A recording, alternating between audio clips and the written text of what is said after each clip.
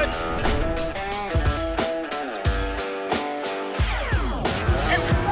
Hey, hits on three. 1, 2, 3.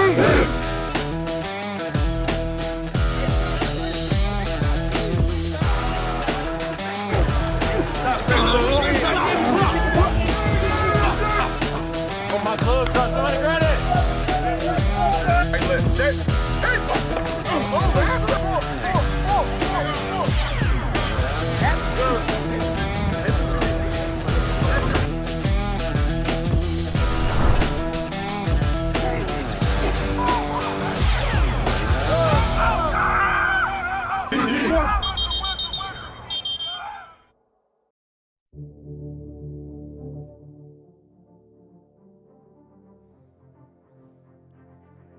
You're looking live at Stambaugh Stadium and Bede Field in sunny Youngstown, Ohio, the home of the Youngstown State Penguins. Chad Bush alongside Ben Holden. A great day. History to be made on Gridiron Game Day. We're glad to have it for you this afternoon from Eastern Ohio. Ben, great to have you along. What an exciting afternoon. Two high-profile programs. Is Detroit against Jersey. It really is. Great to be with you, and our first go at it calling a game together, so I'll be on my best behavior, but always fun to work with you guys in your group, Chad. But all kidding aside, I mean, you got this St. Joseph's regional team, 19 state championships. Cass Tech, they've got 3 of them in their storied tenure as one of the better and premier high school programs in the state of Michigan. But this St. Joseph's team is no joke. They have the #1 running back in the state of New Jersey. He's committed to Pittsburgh. Yasin Willis, talent all over on both sides. Fair to say we've got 20 players playing in this game that you will see in a year, maybe 2 years down the road, playing major college football, Power 5 football. They're that good at talented teams. No doubt. Cass Tech coming off a heartbreaking loss in the final possession against Southfield A&T. Yeah. Meanwhile, St. Joe's comes in after a 49-10 win down in North Carolina. They'll play anywhere. They'll play anybody. So will Cass Tech.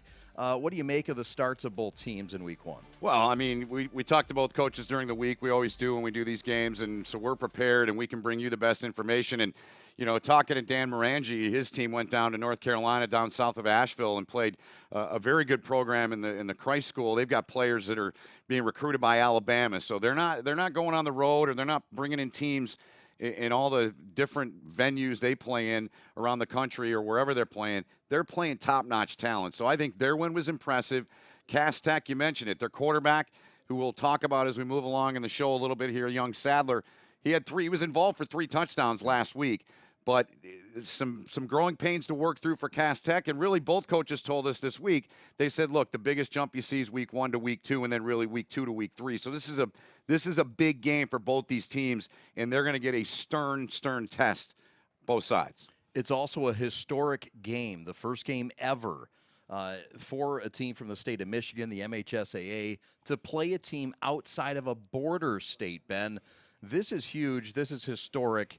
We're darn glad to be here, but there's a lot at stake today. Yeah, there really is. And you know, Cass Tech, they've got those 3 state championships, 11, 12, and 16. They put themselves as one of the very preeminent programs, not only in the state of Michigan, where we hail from, but the Midwest entirely. So it says a lot for them to do it. It says a lot about their program, what they believe in, their culture, what they built, their philosophy. They don't want to go and blow teams out. They want to play good teams.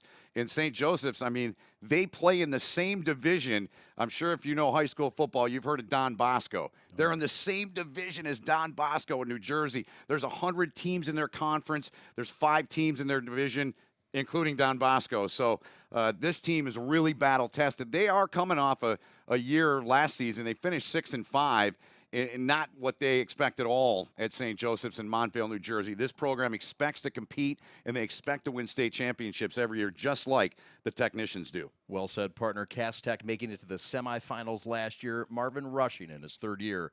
Lead the Technicians in here looking to get a nationally rated win against New Jersey's 2nd best team. Ben and I will break it all down from beautiful Youngstown, Ohio. The sun is out in beautiful Stambaugh Stadium, sun-soaked. We'll have the start of this contest coming up right after this on Gridiron Game Day.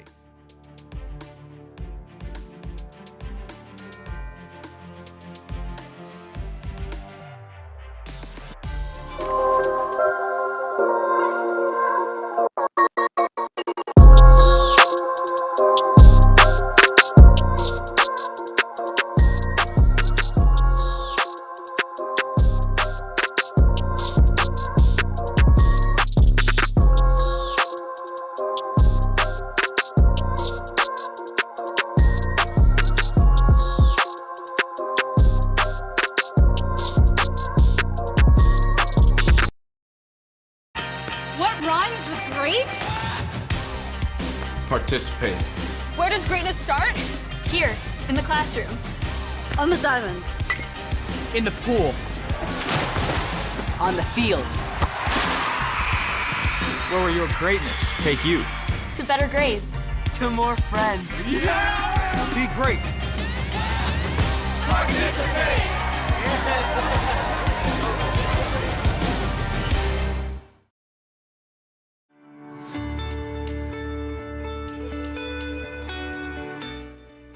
Hi folks, Dr. Joe here again with Michigan Orthopedic Surgeons. Did you know that kids are not little adults when it comes to sports injuries? That's because of something called the growth plate. Growth plates exist all over the human body in our growing athletes. They're actually little cartilage discs that exist at the end of all the long bones. It's simply where a kid grows. The problem is that the growth plate can be the weak link. What might be a sprain, a strain, or a tear in an adult when they hurt themselves can actually be a growth plate fracture in a kid. So it's important, if your kid has hurt themselves and they're not using their arm or they're not able to put weight on a leg, come see one of us, get an x-ray, and make sure it's not a growth plate fracture. For more information, go to miorthosurgeons.com.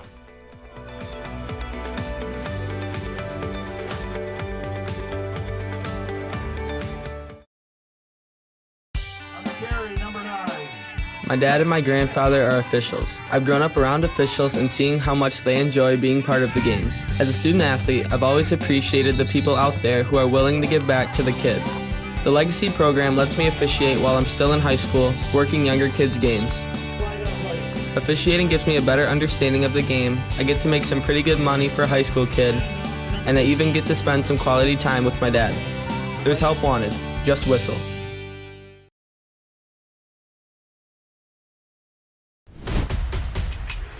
Lowering the shoulder.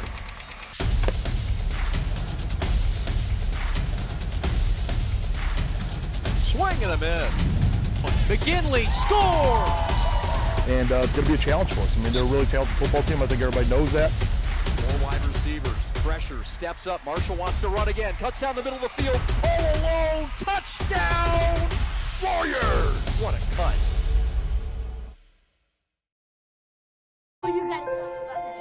The innocence of youth. Is there anything any better? But soon they'll be in high school and facing all the same challenges you faced. How to make friends, how to fit in, how to be cool. We want our children to have everything they'll need to live fulfilling and productive lives. Make sure the kids in your family are among the more than 300,000 participants here in Michigan who take part in high school sports. Gridiron game day from Youngstown, Ohio. Chad Bush and Ben Holden with you. And the impact players for the technicians. Give me one on offense and one on defense, Mr. Holden. Well, we're going to go with Corey Sadler Jr. They call him CJ. This kid's an athlete. He started at quarterback last week. He ran for a couple. He threw for one. But this week, in talking to their head coach, as we did, Chad, Marvin Rushing, he wants to get him into more space. He's an athlete. He can make plays, so we're going to see him start the game. Seth Sendry will come in and play some as well. On the defensive side, Cassius Shivers, he's an all-around stud in every aspect of his game. Top-rated player in his class in the state of Michigan.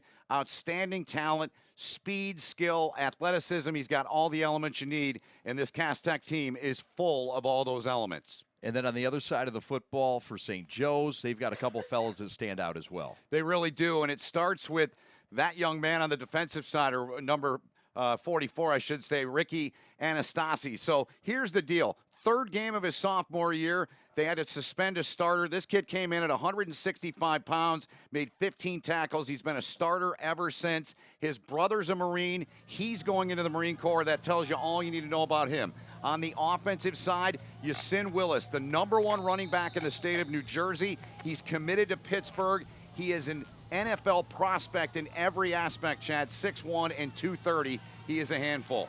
All right. Salafia to kick it off. It's Shivers with a rock on the right sideline and a flag at about the 20-yard line.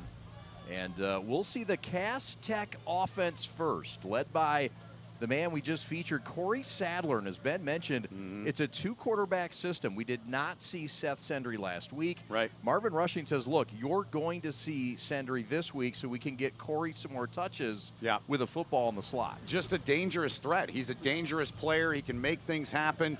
You want to get those guys into space. You want to allow them to go out and make plays and do what they do. But he's going to come out here to start the game under center, Chad. And again, last week, as I touched on in the open, he was a direct result, involved in 3 touchdowns. He ran for 2. He threw for another one. So we'll see what kind of start they have with this offensive group here today.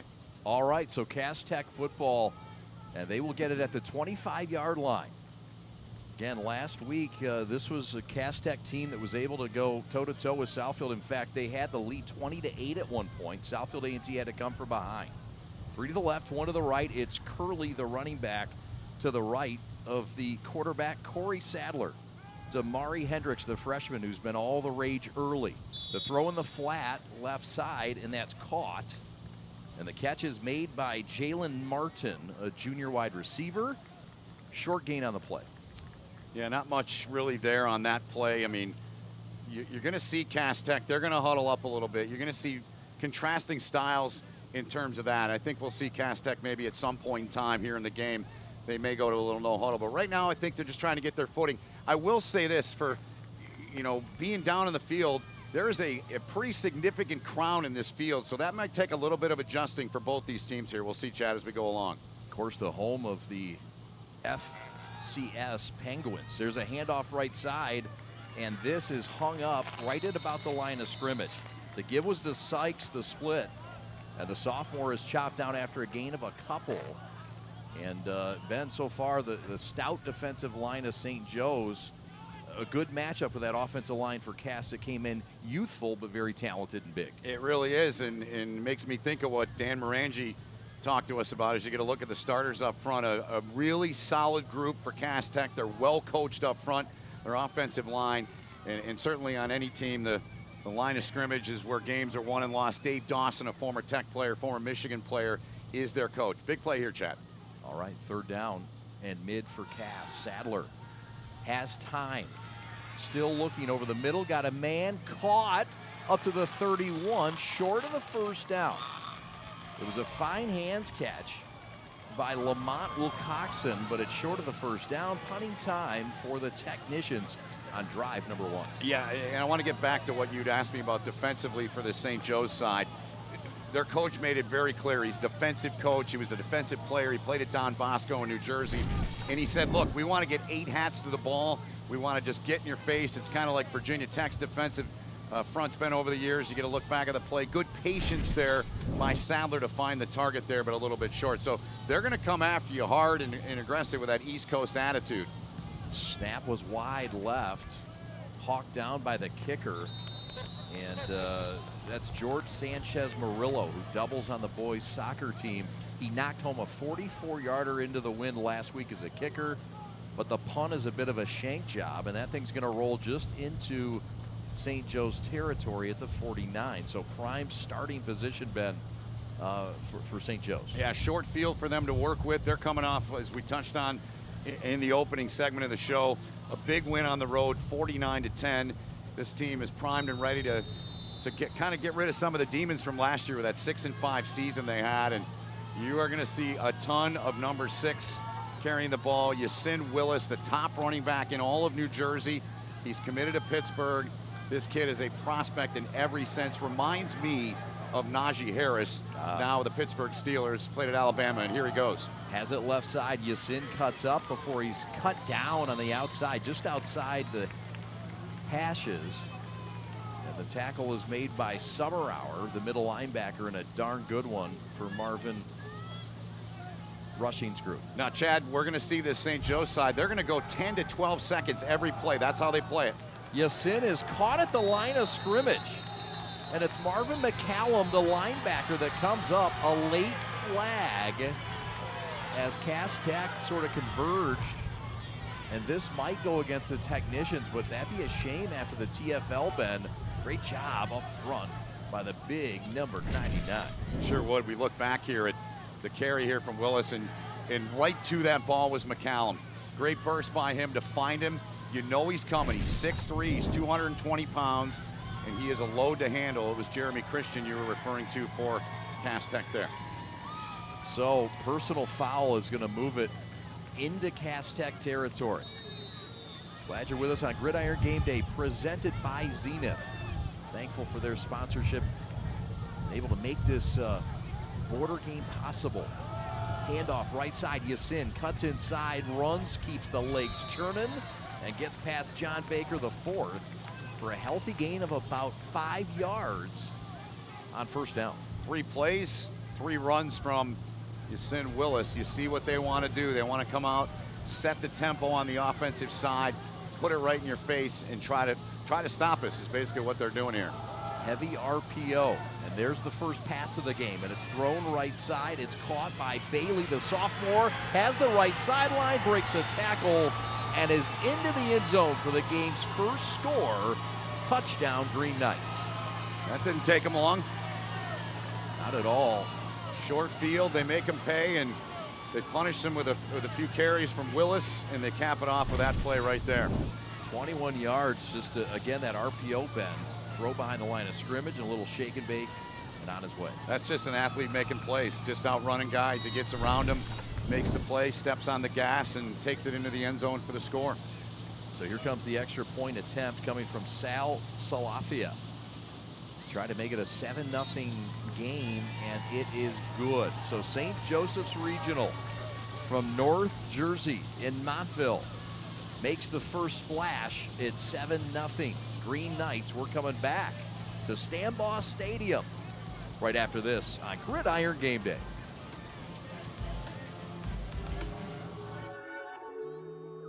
Christian, get up.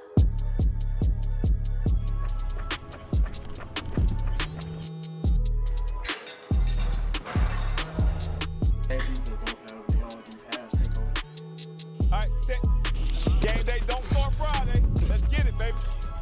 Good job, boy. Ready, go. Lowering the shoulder.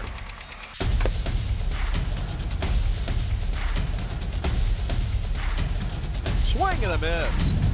McGinley scores!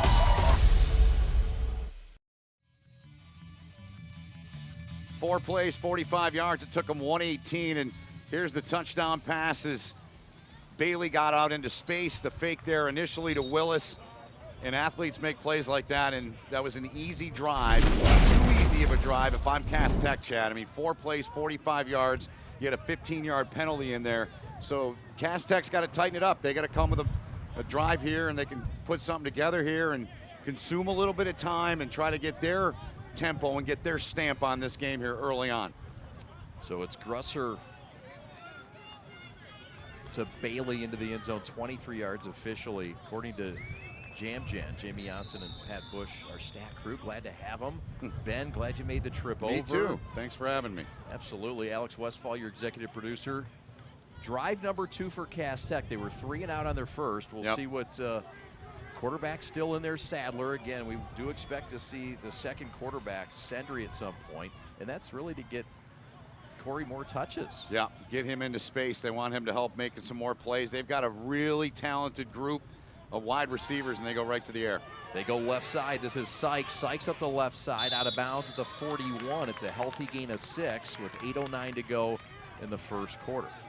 You know, Cass Tech, you talked about it a little bit, Chad, that loss, a 2-point loss. And of course, their coach is not happy about a loss, but you know, he felt like with this group, as you see their backs and receivers there, and one guy to watch today is Polk, number 15. He can make a big impact for him for the offensive side in his first high school game. But, you know, Marvin I thought he was pretty open and honest. He said, look, you know, we lost the game, but we did some good things and just some things, again, that week 1 to week 2 adjustment period.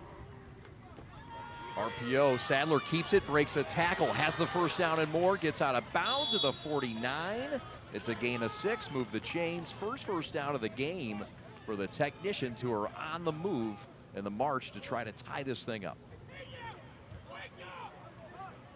Barrett Sadler, and simple little fake there, get him going the other way, and breaks a tackle there and just finds the space, gets out of bounds, avoiding any contact. So a decent pickup there for him to move those chains. Dave Malecki is the offensive coordinator, the former Melvindale head coach, coordinating this offense. Dave Dawson, assistant coach, as Ben mentioned earlier, the offensive line coach. 1st and 10 from midfield.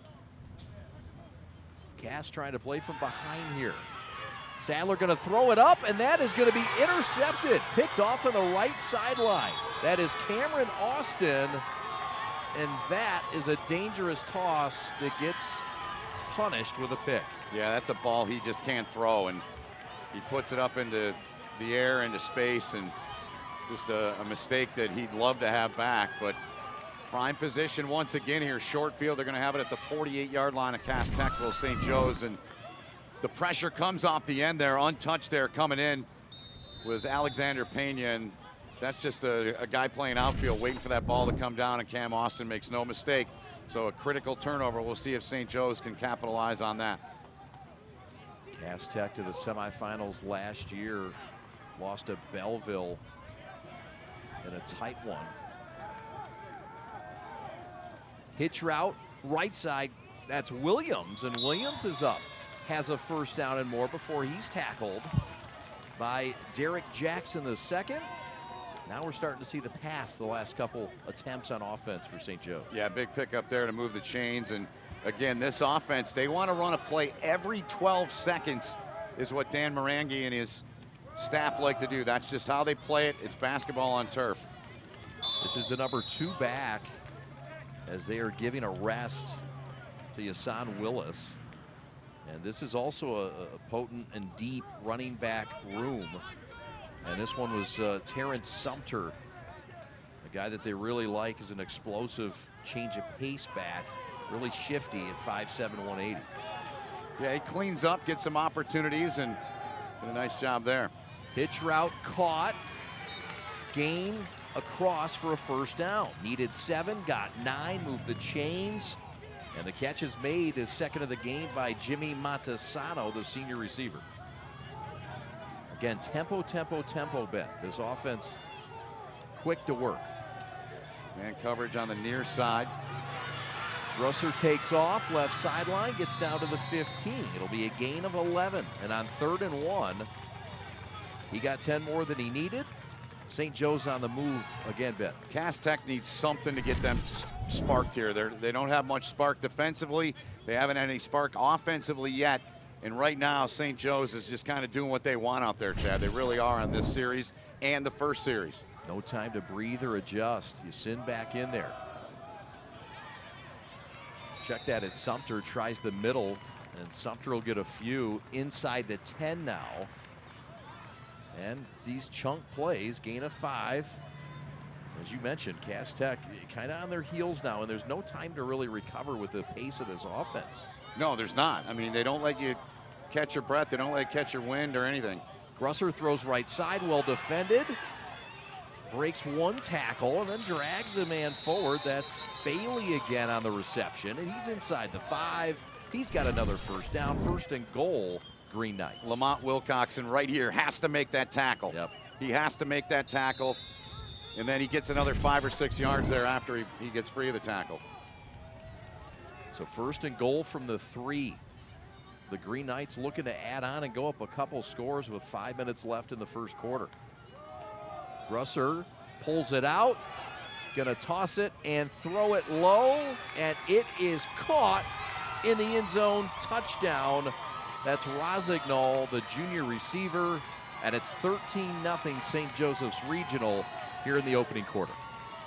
They are making it look way too easy. Their offense is clearly in sync. They've had short fields, half the field, both possessions, but they're really doing what they want here. Cass Tech caught again on that play, and a great piece of timing there by Grosser there. He took his time, waited, made sure, put the throw right where his receiver needed it to be, and they're on top here by 14 now. Second touchdown pass of the day for Grosser. And with 5:04 to go in the opening quarter, St. Joe's Regional with an early couple biscuits here in Youngstown.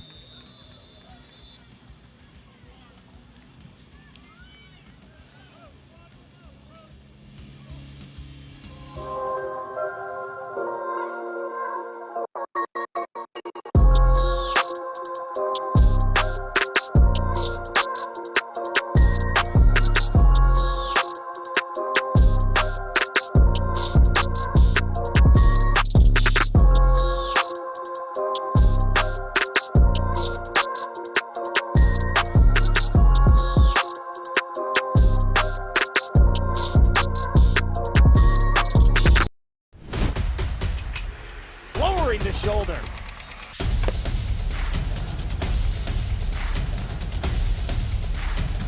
Swing and a miss. McGinley scores! And it's going to be a challenge for us. I mean, they're a really talented football team. I think everybody knows that. 4 wide receivers. Pressure, steps up. Marshall wants to run again. Cuts down the middle of the field. All alone. Touchdown! Warriors! What a cut.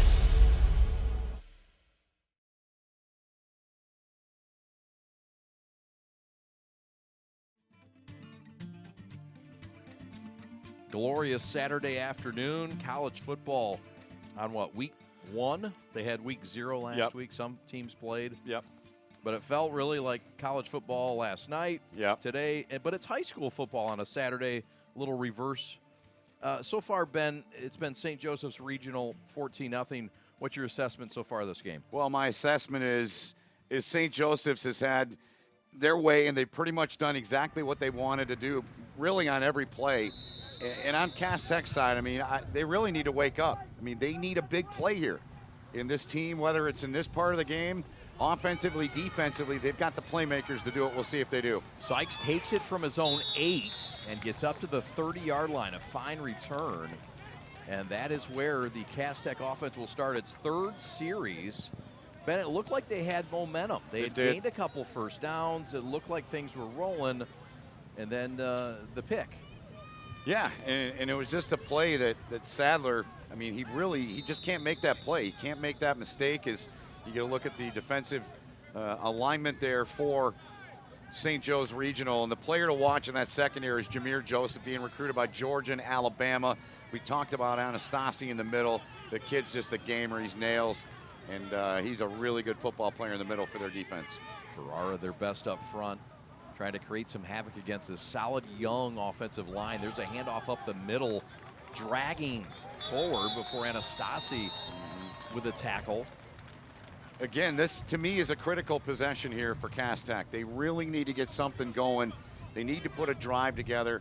They need to convert some first downs. They need to get a little confidence in the offensive side of the ball here. Again, 3 deep at the running back spot. We saw a heavy dose last week of Curley, the freshman. There's a throw over the middle, too tall, and just over the outstretched arms of Jalen Martin. And over the middle again, playing with risky type of fire there, but here comes Cass Tech on a 3rd down now. And they've got a lot of ground to gain, Ben. They sure do. Yeah, they sure do. And Sadler just doesn't look, to me, throwing the ball doesn't look real comfortable. I'm watching the sidelines, and I saw Seth Sendry, who we touched on, who's probably going to see some playing time here regardless. I think he's definitely going to see some playing time if the offensive struggles continue for Cass Tech. He was just talking to their head coach, so we'll see if he comes in here on the next series maybe. Sykes to the left of Sadler in that RPO. Sadler will keep it. And he's bottled up in the middle of the field. To the 37, there's a late flag. Getting chippy. It was 3rd and 7. And Cass Tech's hoping that flag is against St. Joe's. It gives them a first down, and it looks like it is. It is going to be a face mask here on this play here. Yeah, right in there at the end when they basically had him down. So a penalty that won't make head coach Dan Morangi happy at all. Jalen Nicholas, the guilty party. So maybe that's the break Cass Tech needed to get them going. They are in enemy territory at the 47. Yep, first time they've been over the 50-yard line here in the game. Corey Sadler, one of the most sought-after 8th graders entering Cass Tech a year ago, and boy, he did not disappoint. Back at quarterback this year. There's a run up the middle, and the healthiest gain of the day off the running back. That's Jalen Spates, who's checked in. And it's a gain of 10, a first down. Move the chains for Cass Tech. That's what they need, Chad. They need more of that. He's 5'6", 178, but their coach told us he is their fastest running back in the stable they have. So they need some kind of spark. Maybe that'll help keep them going here. But a nice piece of running there by Spates. Gain of 4. I apologize. Still getting used to the scoreboard and the sticks and everything.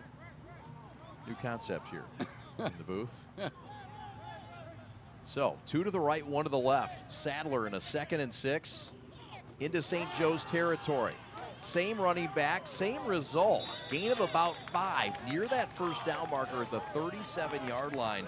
Tough yards again by Spates, the 5'6" running back. I like what he's done here on back-to-back carries. He's going to come out right now, but 2 really good runs from Spates, giving this energy, this offense some energy and a little bit of life. Good job there to break the tackle. He's running hard. He's doing exactly what they need right now and sets up a 3rd and just a yard here. Call it a long, we'll call it 2. Get the feeling it's 4-down territory for Cass. Who's behind a couple scores. Sadler in the shotgun. Left hash. And the snap was not expected. Ball loose, and St. Joe's has it at the 45. Premature snap. Ball on the deck. Turnover number 2 for Cass Tech. And just when things were getting humming, Benny. Yep. 1 step back, 2 steps, or 2 steps back, 1 step forward. That's right. Sorry, and that's just a tough break. I mean, excuse me. Takes his eyes off the ball, can't get to it, and yeah, their best of the handful of drives they've had here so far comes up empty. And once again, St. Joe's with the ball, a short field again. They're at the 45, their own 45-yard line, and they were really quick to get to that football. And Ben, we have to recognize that this is a young Cass Tech team. It is. Just 1 senior starter on offense, 1 senior starter on defense. And that was the sophomore center with experience, Jelani Walker, with the errant snap. There's a flag down, and Marvin Rushing's on the field and a bit animated. This one's coming back, I think. Sure looks that way. Yep. Hold there on the outside. They got Alvarez, the right tackle, perhaps. So that is going to set St. Joe's back, but the numbers so far are heavily tilted towards St. Joe's, who's had great field position as well to start in this game. Yeah, their quarterback has been perfect, 5 for 5 for 52 and 2 touchdowns. Grusser throws it center screen, and that is incomplete. There's another late flag. Grusser still in at quarterback, and it's an illegal receiver downfield. Cass will take it. Give him a little bit of space to work with, perhaps. Some confidence to spur something. The penalty's going to be declined, it appears. And so they'll pick the flag up. 2nd down and 20.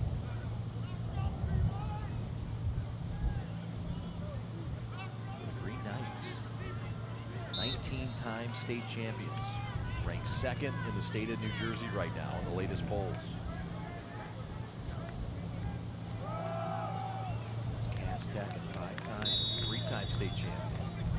Number 5 in the state of Michigan in this last week polls. It's chippy down there. Tackle made by the defensive end. That's Big John Baker, who also plays some hoops. We saw Steve Hall, the basketball coach, up here before the game, an athletic director who coached at Youngstown State basketball. Did chippy though, Benny boy? A little bit. We saw them, both teams getting fired up. We were down there pregame, and this game means an awful lot to both these teams, of course, and high-profile programs in the nation. This penalty is going to be against Cass Tech here. That'll give St. Joe's another 5 yards, but you see Willis back in the game. They're running back, top running back in the state of New Jersey. A neat game to be a part of. Grusser looking downfield. Pressure now. Crossing route caught at the 41-yard line and knocked out of bounds. Fine play on the run. 3rd catch of the day for Nathan Bailey. And the sophomore gives the Green Knights a first down. I love the patience here that Grusser showed, and you know, we visited with Dan Marangi. He said, look, my guy's got 4 options at the line. He's got to make all these different reads. That showed a lot right there. That was a great show of patience on that play, Chad. 90 now to Williams, and Williams is dragging defenders up to the 35. Finally wrestled out of bounds, and it's Lamont Wilcoxon, the corner, making the play. Gain of about 6 on the play. 2nd and 4. We're in the final minute of the opening quarter. 14-0. St. Joe's from New Jersey. Yassin into the middle of that line, and he's not going far. That green wall defense bottled him up. I mean, it's a 3 or 4 yard pickup. He's had a couple on this drive, and you know, it doesn't wow you, but what wows me is just the way this guy finds and hits the hole. He's got every tool in the toolbox. I think this kid's going to be playing in the NFL in 3 or 4 years. Look at that play right there on cue he makes. Yeah, 6'3", 228, as Coach said, headed to Pitt. He said he's all rocked up, meaning he's muscled, he's strong, he's chiseled. It's a Jersey term, we guess. It's an East Coast thing, right? Yeah. Said he's all rocked up. Yeah. It's a good one. Yep. Grusser rolling right, directing traffic, throws it sideline right, caught, down the sideline and into the end zone. Touchdown, Green Knights. The catch is made, his second of the game by Jimmy Montesano, and it's 20-0 St. Joe's with 4 seconds to go in the first quarter. A hat trick of touchdown passes for Grusser, and he's made, I think, on this drive, 2 of the better throws he's made. He showed a lot of patience. Look at him here. Pointing, directing, finds the other guy, checks off, finds this guy wide open, and in they go. And, you know, as much accolades, and rightfully so, that Yasin Willis gets, their running back, I mean, they're showing you their versatility and their ability to beat you in really any way they want to go about it. Today, so far, it's through the air. It has been 3 touchdown passes for Grusser. Cass Tech behind a few scores early. Look, both these teams, Ben, came here yesterday. Yep. They got settled. I know St. Joe's stopped at Penn State for practice. But the whole thought of getting ready, getting accustomed to this, so far looks like St. Joe's has adapted early. They look really comfortable, let's be honest. I mean, and they've had short fields every time they've scored. And you know, I don't think the travel has anything to do with it for Cass Tech. I mean, they travel some. They don't travel, obviously, like St. Joe's does. I mean, and one of the things that their head coach told us, Cass Tech's head coach said, we want to make this like a college experience. We want to go on the road. We want to take the buses. We want to stay in the hotel. We want to do the walkthroughs. And right now, they're just behind. They're just off. They're down 21 points. This team is capable of coming back in this game, but they've got to do it in a hurry here, Chad, in my opinion. They go down a 4-score. That's going to be a big-time mountain for them to climb against a really good team in St. Joe's. And a lot of it has been self-inflicted. Yeah. The 2 turnovers have turned into 14 points. Right. Without those turnovers, and if Cass continues their drives, we're talking potentially about another type of game right now. That kickoff will go into the end zone from the kicker. And the kicker is Sal Salafia. He's on the all-name team. He is. He's on the all-name team. As their coach said, he's a bit of he's a non-traditional kicker. He's a bigger guy. He's not thin and long. He's got a little bit of girth to him, but gets the job done. He's been doing a great job for them in that role. So Cass Tech here will get one more play here, barring a penalty here in this first quarter. Down by 3 touchdowns. Seth Sendry has checked into the game for Cass Tech, wearing number 10, the junior quarterback. And they will send Corey Sadler Jr. to the near side wide. Need instant points, need instant injection. Sendry will try to help that. Handoff right side. This is Lovett, the 4th technician to carry the football today. That'll be the final play of the first quarter. A quarter that Cass Tech will happily watch go bye-bye. We've seen positive things in the quarter. Cass Tech has some things to really grow upon, Ben, but really they've hurt themselves a lot. They have, and I'll be interested to see what kind of jump Sendry can give them. Maybe that will calm this offensive group down. Maybe they'll get the ball into the hands of Sadler in space and some of their other targets. We'll talk more about him, though, when we come back. St. Joe's by 3 scores over Detroit's Cass Tech. Back with the second quarter right after this.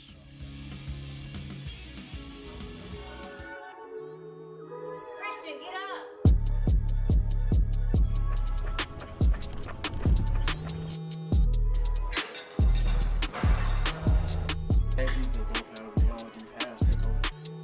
All right, game day don't start Friday. Let's get it, baby.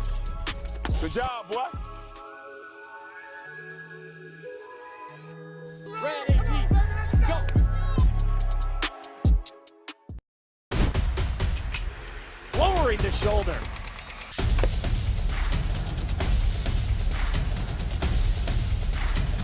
Swing and a miss. McKinley scores!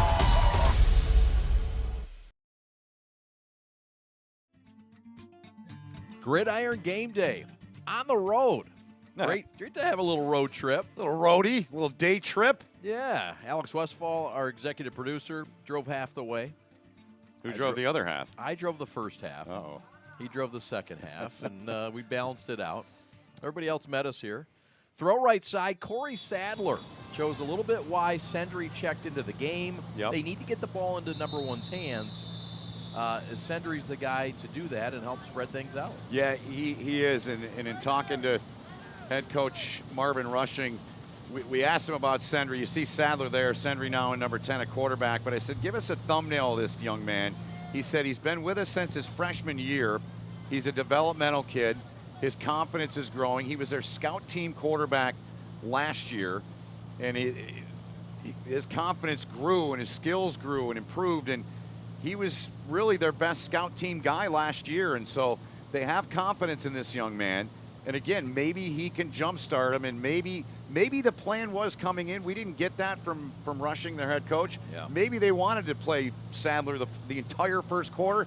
He didn't really go into detail, but the time for me is now. Yeah. They cannot let this lead get any bigger.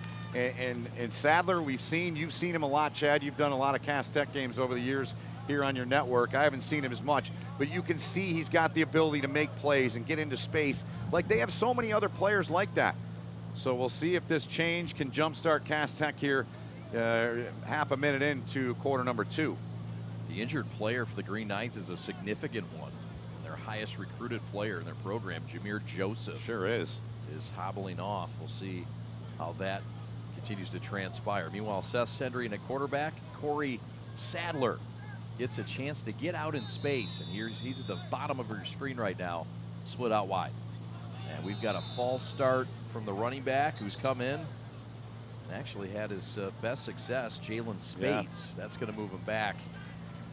And Spates is going to move to the sideline.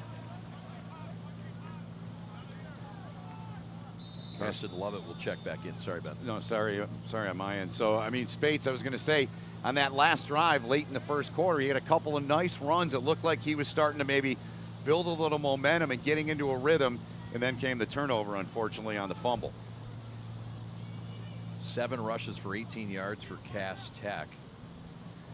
4 of 6 through the air with an INT. 8 of 8 for St. Joe. Sendry going to throw it wide side, caught by Sadler for a first down. It appears at the 29. It'll be close, but we see a little something from Sendry and Sadler that makes you think that this might be the right move, Ben. Yep, I agree with you, Chad, 100%. Great throw, outside shoulder where nobody can get it except Sadler. So a really good ball, good pace, good velocity on that ball by Seth Sendry, the 5'11 junior. It's 4th and a yard here, Chad. They're going to go for it. Going for it on their own side of the 30. Sendry in the shotgun. I agree with this call, by the way. Yep. We'll see if they try to draw him off or actually just run a play. I think they're just going to try to draw him off. Yeah, it looks that way, but Sendry sends him in motion. And nobody's going to jump. And nobody's going to snap the football. Nope. Timeout, Marvin Rushing. All right. Doesn't mean he's not going to come back and go for it again. Very true, and I mean it would be a pretty gutsy call to go for that at this point at your own 29-yard line. But look, I mean, I've heard so many coaches, college, high school, pro over the years, if we can't get a yard, then we shouldn't be playing. I mean, do you risk doing that at this point? You got to believe that's part of the conversation now. I remember I was around Army football for almost 10 years, 9 years, and Jeff Monken would say, if we can't get a yard, we shouldn't be on the field. So let's see. I mean, I would have zero problem if Rushing goes for this now. I think they need to go for it. I think they need to get some kind of momentum with their offense and keep their defense off the field. Yeah, the only part about that could be a concern is Sendry being that factor of a newish quarterback, a guy that's not a threat to run. Yep. And we'll see. It does appear the offensive group has come out. Sadler is the quarterback. So they are going for it. I mean, I really think this could be a huge swing and a huge momentum swing in this game if they get this. Sykes to the right on a 4th and 1, and now St. Joe's wants to take timeout, and we'll take timeout with them. So, with 11:16 just underway in the second quarter, St. Joe's up 3 touchdowns. Marvin Rushing thinking about going for it. Will he stick with it? We'll find out right after this. This is Gridiron Game Day. There's just one place where students are students first, and athletics are played with purpose and perspective. That place is your local high school. High school sports offer more than the joy of competition. Studies show that student athletes are also likely to enjoy greater levels of achievement in other areas of their lives, including academics. High school sports, a winning part of a complete education.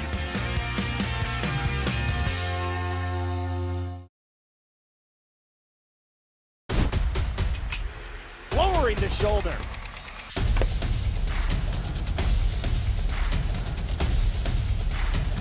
Swing and a miss. McKinley scores!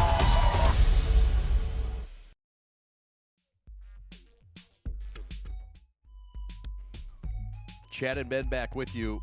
4th down, Cass going for it from their own 29 on 4th and just less than 1. Here we go. Sadler sends 2 to the right, 1 to the left. Got his big back Summenauer with him. RPO. Sadler cuts back across the field and is not going to get it. It's going to be a loss, a 2 on the play, and it is the highest rated player on the other side. It's Joseph coming up from that corner spot to make a play. I agree with the call. Just a great play by Joseph. Sadler kind of stumbles there with his foot in the turf. They stretch him out. They got 3 or 4 hats over to that side of the field, and they get to him. And you can see why a player in Joseph's being recruited by Georgia, by Alabama, by many other schools. Speed, getting to the ball. Now it's up to Cass Tech's defense to try and come up with a stop, something they haven't done against St. Joe's yet here today, Chad.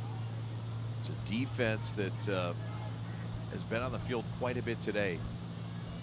Relying on the guys up front, Howell and Fernandez, to really shut down this run game. Handoff left side, outside the 20, and down to the 19-yard line. That's Terrence Sumter.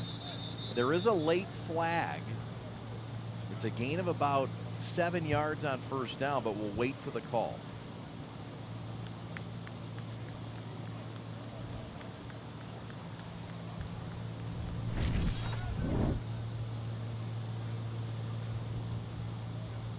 To find it right there.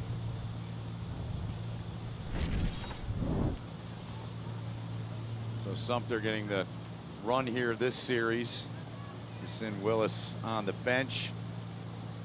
And Morangi's done that. Kind of rotated them both here, although Willis had the first 2 series. Since then, they've rotated here in the last couple of possessions. Back to pass with time. Going down the middle of the field and nearly intercepted. Well defended by the safety, Derek Jackson, who broke that ball up. And a battle down the middle of the field with Nathan Bailey. 2nd down. Tons of time for Grusser. He's got a really good group up front. Again, he's got 4 different options, all those different reads he has to make at the line in their offensive set. And that's a really good play there made by Jackson to save a big gain. Grusser might have got away with one. Run up the middle. And that's a jet burst of about 7. And that is back to just about the original line of scrimmage. It'll set up about 9 yards to go. 2nd and 9. So a week ago in that win, 49-10 down in North Carolina for St. Joe's, they ran for 300 yards. They threw for 200. Today, the story's been the passing. They've thrown 3 touchdowns. And Willis, yeah, he's had some carries. He's got 7 carries for 24, but it hasn't made a huge difference in the game so far. They haven't needed him. First incompletion of the day for Grusser. Caught there on the out route at the 12-yard line. And a fine pitch and catch on the outside on a 3rd and 9. Move the chains and a 1st down. Catches made by Javon Williams. This Grusser kid's starting to grow on me, Chad. I mean, the patience he plays with, the poise he's playing with, he just doesn't make mistakes. I mean, he's really dialed in here today. I like the way he's throwing the football. 9 of 10 for 112 yards. Here he's in trouble, cuts back inside. Wow. 5 to the 1, and he's down at the 1 yard line. They're going to mark Grusser down. He thought he was in. I did too, didn't you? Yeah. They're going to talk, but I mean, he has really, really impressed me here through a quarter and a couple of minutes. Kind of unassuming. It doesn't really look like a huge arm, doesn't really look like big legs, but sneaky athleticism here. Yeah, let's see where if we can pick this up. Where is he at? Down right. No, well, that's close. They're back out and we're playing again. Tackle in the backfield. Maybe just what the technicians needed. Grusser in trouble and sacked by John Baker the fourth. Big play by the two-sport hooper, John Baker. They need it. Cass Tech needs it. They really need it. Down by 21 here. They need some kind of spark, some kind of big play. Something to swing the momentum here because it's been all St. Joe's here so far. 2nd down and goal. Takes the Green Knights all the way back to the 9. Grusser gives Yasin up the middle, fighting forward down to the 3. Dragged down by that big defensive front, but this guy's a beast. Yep. 6'3", 230 bet. You know they're going to him again here. You mentioned the particulars, and their head coach, he agreed with what I said. He reminds him of Najee Harris as well, and right there he goes. Into the end zone, on his feet, Yasin Willis, touchdown, St. Joseph's. 27-0, 8:35 to go in the second quarter. And the Green Knights make use of that short 27-yard field. They do, and here's a look at Yasin Willis coming right at you. I mean, that's just too easy. You've got to get him down low. He's going to break those arm tackles. He's too big. He's too strong. He's too powerful, and those feet don't stop, and that body just drives right through you if you don't get a piece of him and get him down low to try to take him down.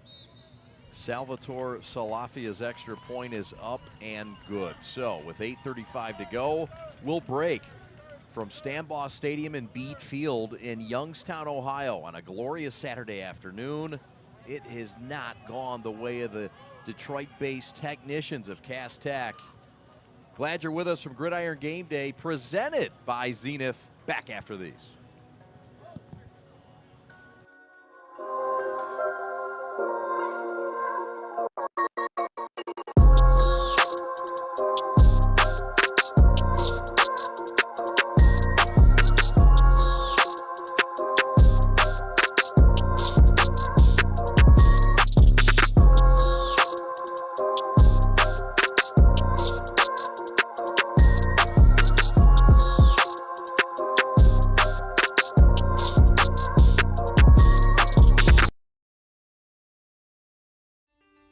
If your company wants to make the turn to the next level, make sure you contact Make the Turn, an award-winning digital marketing firm based right here in Metro Detroit.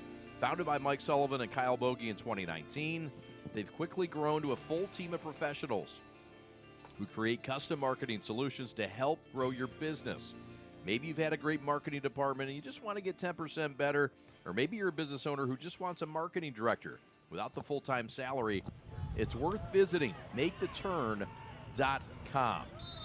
Welcome back to Youngstown, Ohio.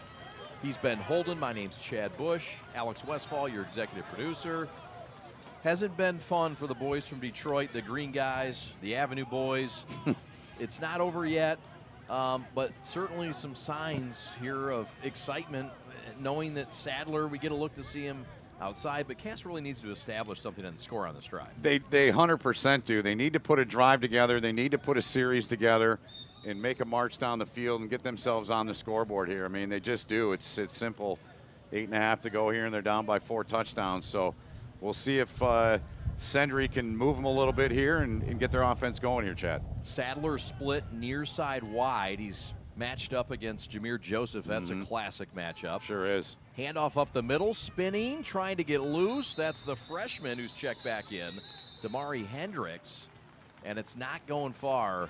Bottled up by the middle of that Green Knight defense. And if we get a chance to look back at this, I want to make a point from talking to Dan Morangi as we did.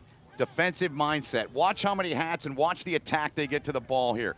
The play's not dead. They keep going. Hats in, guys surrounded. There's 5, 6 guys in there around the football. He said, we want to force the hand of the other team. We want to take away their strengths. We pride ourselves on our physical play.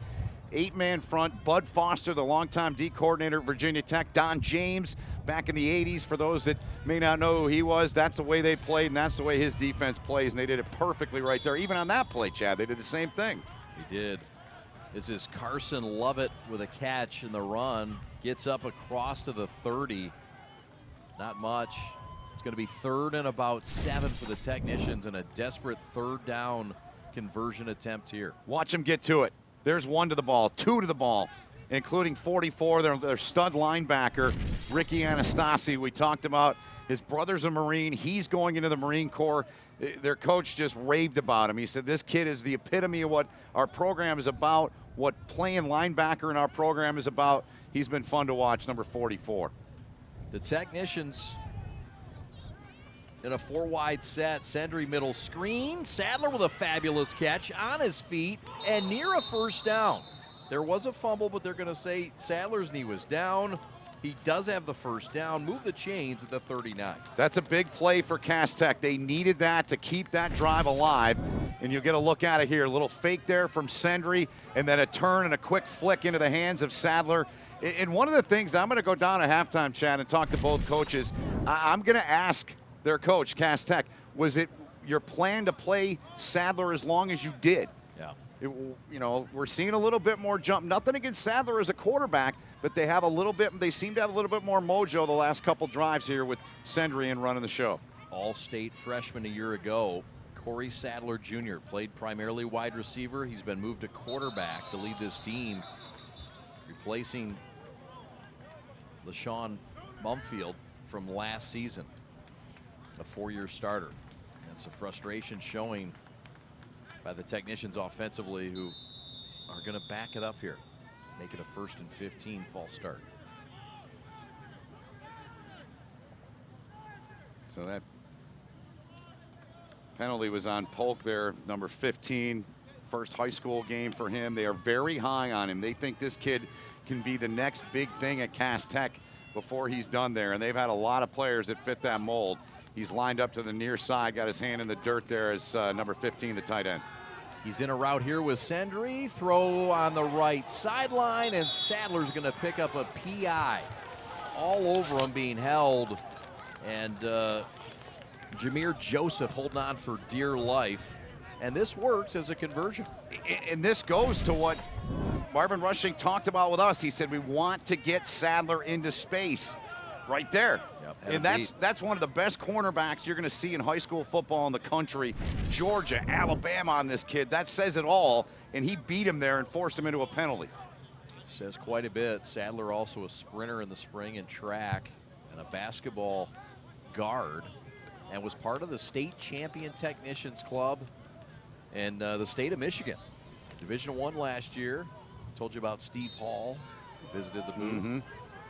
The head coach in the basketball club. But right now, Sadler focused on the gridiron. A lot of options. Sendry in at quarterback, and we've got another false start. And this time it's going to go against Big 56. That's Jalen Washington, the trusted senior, the only senior starter on this offense. Yeah, he's a Division I prospect, no question about it. Coach has told us when he speaks, his teammates listen. He doesn't speak often. He's one of those guys with a promising future ahead for him.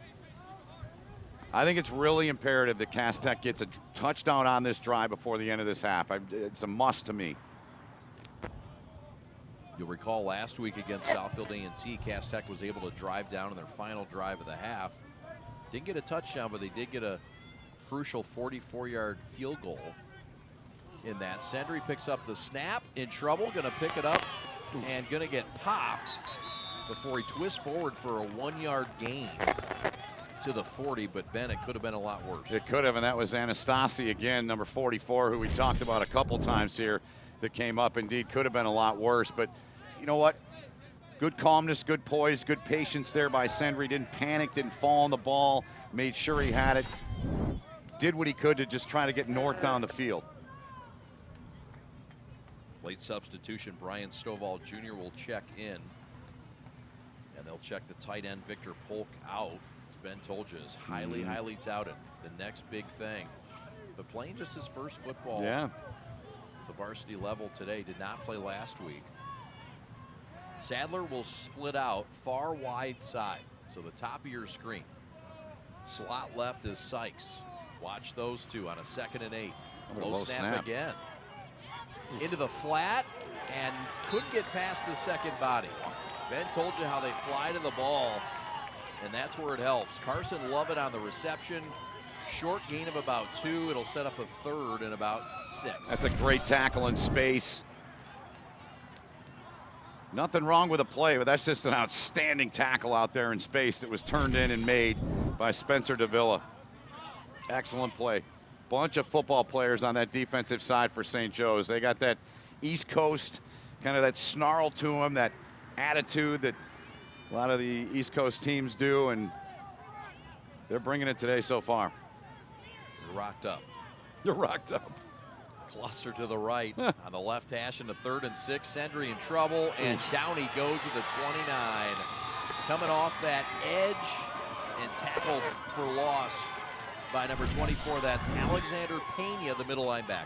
Yeah, no help there for Sendry. I mean, he's just under all kinds of duress and nothing he can do. They just brought it right up the middle, blew right by the Cass Tech line, and they get him and put him down into the turf. So they're going to be forced to punt here, the technishins.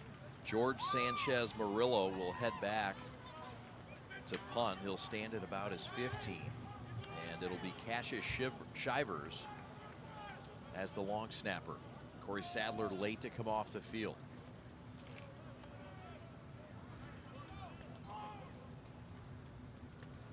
Low snap.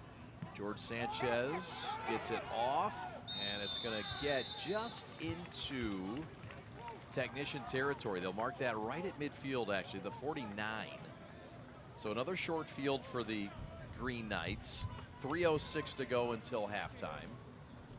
And Ben, look, I mean, we keep waiting for Cass Tech to have a play, something you can build upon, something you can say, well, they get a score. I mean, it's important here that you don't let anything else in and perhaps get one to go the other way at some point. It sure is. I mean, they need some kind of spark. They haven't forced a turnover yet. They haven't had an explosive play on offense yet. They need something to get them going. And now it's going to come up to their defense here, as you point out, partner, with just over 3 to play in the half. There you see Marvin Rushing, the head coach in his 3rd year, former assistant at Cass for 8 seasons, 20th year overall coaching high school, and it's his alma mater where he had a fine career, an illustrious career. 93 grad, went to Eastern Michigan, played linebacker, and he has been a 5-time regional coach of the year, Detroit Lions coach of the week. And this guy also works for fun as an executive at Comerica Bank. I talked to Coach Rushing this week. He's like, yeah, I've been getting up at 4 every morning, getting into work early. I mean, look, a lot of these coaches, they're not all in the classroom. Some of them have their own jobs, and it's a loaded schedule for Marvin Rushing, and he's done a fabulous job coming off that semifinal finish a year ago. He's really come back to his alma mater and put in some great work already. Yeah, he has, and whatever happens here today, he's going to have a really good team to work with this season. And 0-1 in week 1, 2-point losses we've touched on, but his team needs some kind of stop here, some kind of spark, something to get them going, something to go into the locker room with some kind of momentum. Looks like he could still play, man. He does. He's put together. He's rocked up. He's rocked up. So at the quarterback spot, we still have the original starter in Grusser. Grusser on his feet still. He's at midfield. Watch out. Has the left sideline. Down the sideline inside the 30 to the 28. It's a gain of 12 on 1st down. And St. Joe's threatening to put another one on the board. Grusser's shown the ability to run and slips pressure here. That was a fine edge rush by Noah Bishop, the lone senior starter for Cass Tech on that defensive side. But Grusser has used his legs today. That's his 5th rush for 43 yards. He's the top gainer on the ground. This one goes to the big back, Yasin Willis, the Pitt commit, and the top running back in the state of New Jersey with a first down run. That'll get it down to the 14 as we climb under 3 minutes from Youngstown, Ohio. We got a timeout. We got a penalty before the timeout. And get a look across the way, and head coach is hot.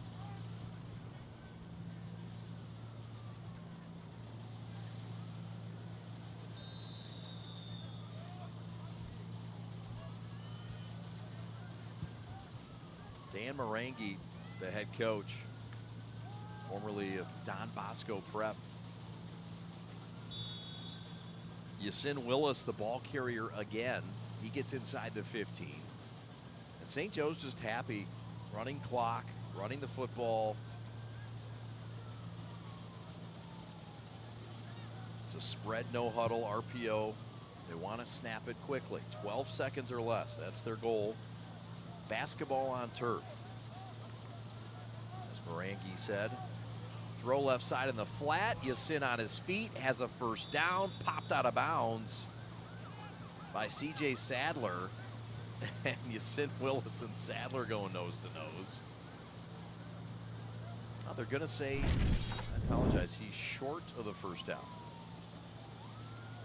So they'll mark that at the 10. He needs to get to the 5 for a first down. Don't forget, we'll have Ben Holden and his thoughts from the sideline.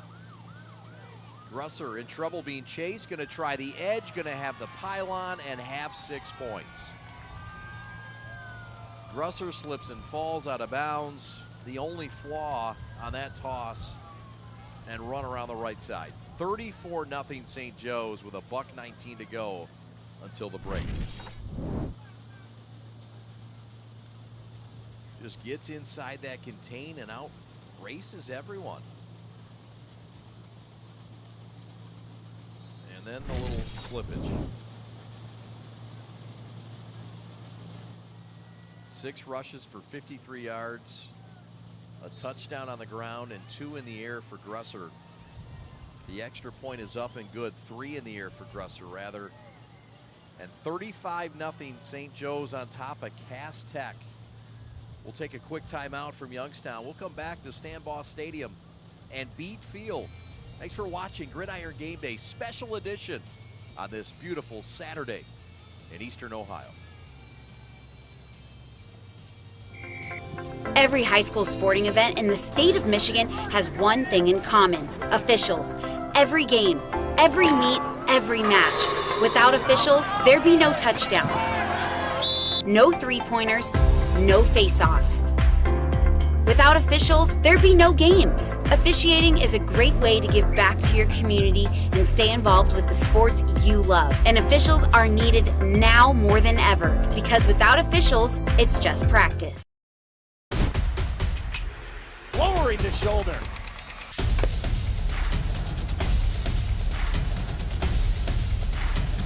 Swing and a miss.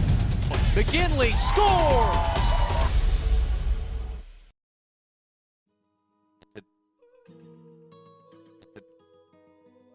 In today's ever-changing real estate and mortgage lending world, the importance of a true professional has never been higher. At Success Mortgage Partners, our mission is for every borrower to receive level 10 service, and our goal is to get you the lowest rate possible. They want you to have an experience of a lifetime. Navigating this turbulent market like this needs to be handled by a real professional. Call Todd Barr at 734-674-6154 and put 20 years of local knowledge to use for you and your family. Success Mortgage Partners Incorporated supports equal housing opportunity, NMLS ID number 130562. The technician return is up to about the 40-yard line, and that's where they will set up shop. It'll be the 37-yard line officially. Seth Sendry back out at quarterback. And Cass Tech shuffling in some of the receivers. Look, it's hot out there. It's about 85, 84 degrees right now. And on that field, look, it's hovering around 100 right now. So Ben Holden's on that field. He'll tell us a little bit more how it feels shortly. A minute 10 for Sendry to work. The far left hash in the 37. Throw, out route, caught. Sadler at midfield. Makes a few players miss, gets down to the 45. And it's a pitch and catch. And a biggest passing gain of the day, Sendry to CJ.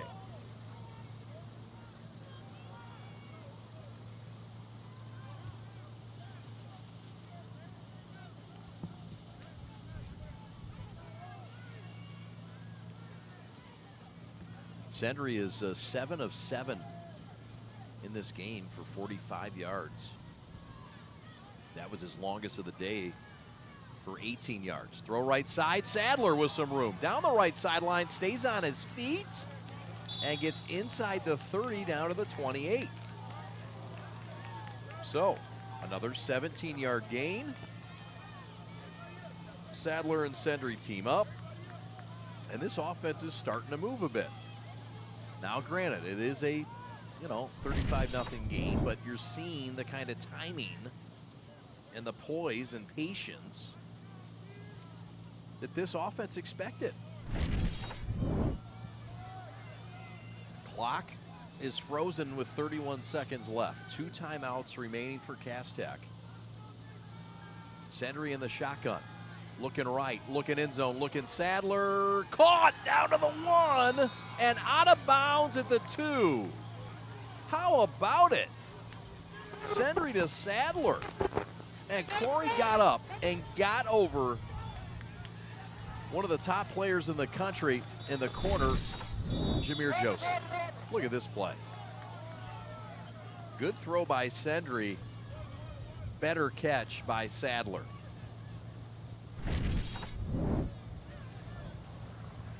So timeout Cass Tech, 22 seconds left. Let's see that pass catch again.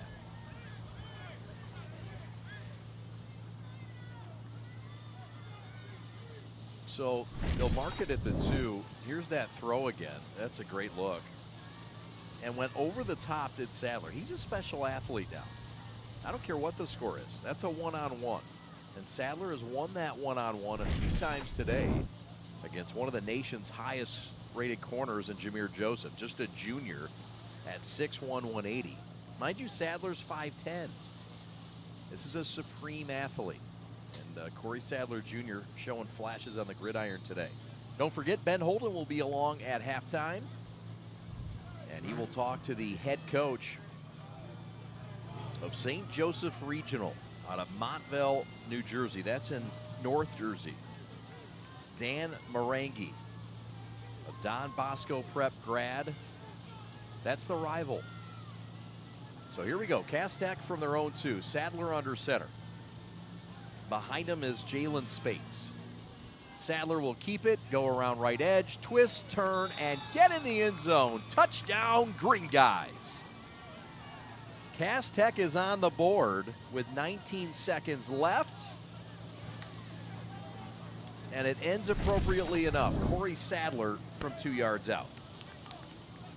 Not the conventional way. Says, I'll try the end. And then he ran into trouble. He had a 2-yard loss in the backfield. Spun out of that. Got away from the attempted tackler, which was Jalen Nicholas, and spun in the end zone for 6 points. Here comes the extra point attempt from George Sanchez Murillo, the 5'9" junior, who popped in a 44-yard field goal into the wind in Detroit last week, just before halftime. And he does it again this week with an extra point before halftime. And it's 35-7. There you get a look at Corey Sadler. What a series it was for Sadler. Touchdown for Corey. It was a drive. 4 plays, 63 yards. It took 1 minute even. It took just 60 seconds. Sadler into the end zone for his 3rd touchdown of the year. Cass Tech's 1st touchdown of the day. And that's got to feel good. There's some things to grow upon.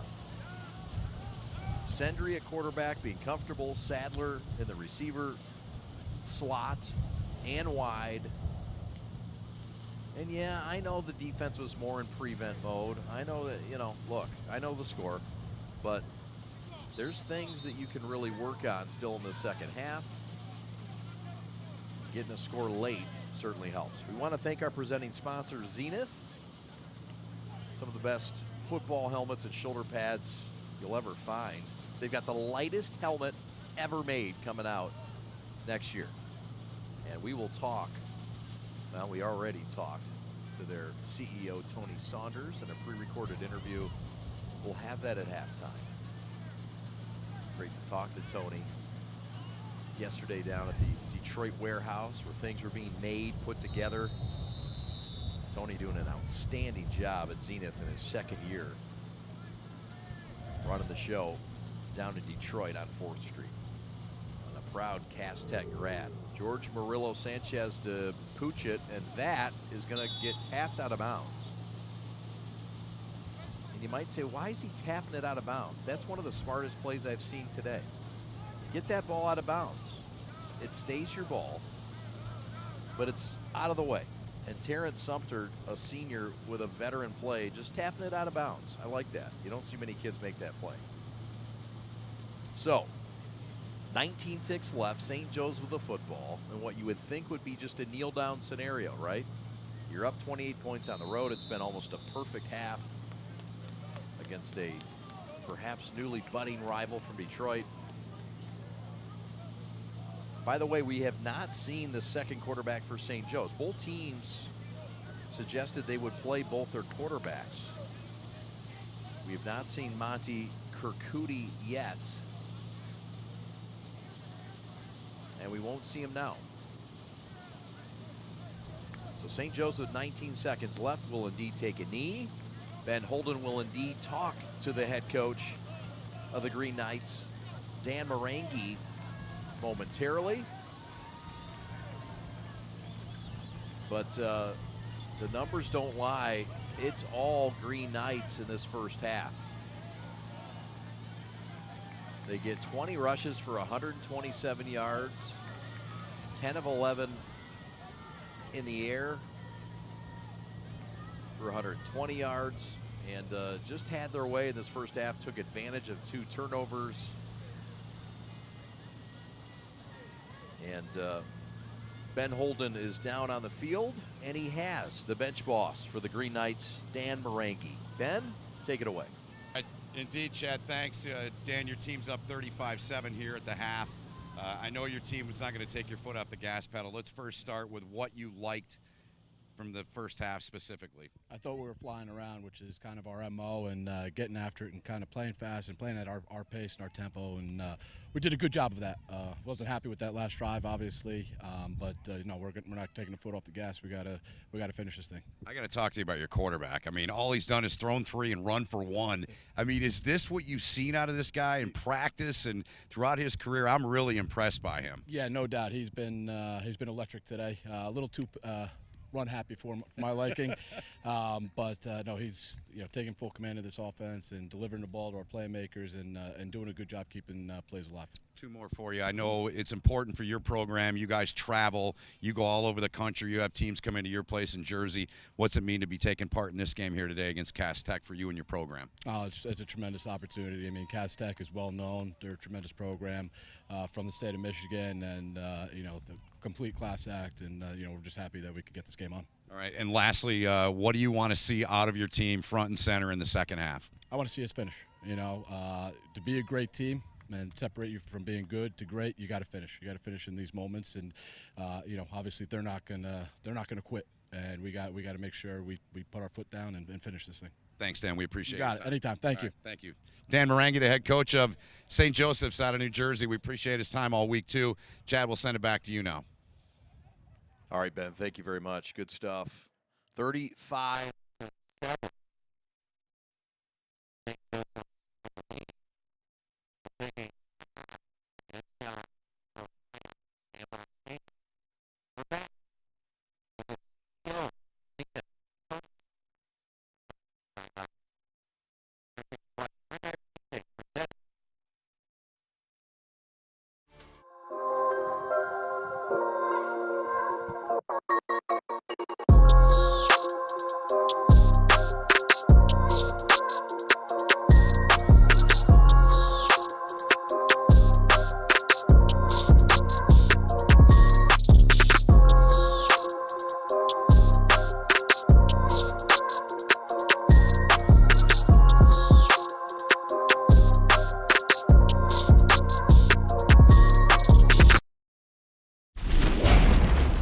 We're at the headquarters of Zenith in Detroit, and we're proud to be with our presenting sponsor, CEO Tony Saunders, who's been good enough to join us, a proud Cass Tech grad. We're really excited about this, Tony. It's football season, the helmets, the shoulder pads, everything's out there to be seen this year. We've seen it on the field. Exciting times, I know, for your organization, and we'll kick it off here this weekend with a game on the road. But let's first talk about Zenith, how the year's gone, year 2 as the CEO of this organization. Walk us through that. How's it been? So, one, this has been our biggest year ever. We've sold more helmets and more shoulder pads than we ever have, which is always exciting. Especially being from CT, it's kind of cool to have your logo on your alma mater's uniform. That's kind of cool. But it's been a great year. You know, me figuring it out and us figuring it out. And it's just really cool to see Cass Tech in prime time. That's kind of cool. I know your alma mater, CT, means a lot to you. The Detroit Public School League means a lot to you. Talk about some of the partnerships you've had with the PSL and how it's gone so far. So we supply all the helmets for all the Detroit Public Schools. It's important for me because it's a sign of respect, but it's also just a very proud moment, just to be honest with you, to be from Detroit. I've never lived anywhere else but Detroit, and to have, your alma mater wear your helmets and wear your uniforms, but also just have the entire district kind of get behind you. It's been kind of cool. I don't know how to say it. It's just a cool thing. And we've seen the special design that Cass Tech is going to wear on this helmet. I mean, it's sweet. This is you went a little above and beyond for the alma mater. Why wouldn't you? Tell us about this special helmet. So, look, anything for Cass, the answer is always yes.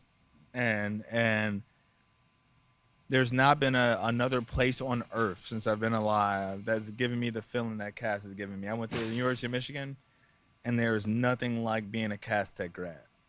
It is what it is. And I've been so excited to lead a company that reps Cass so hard.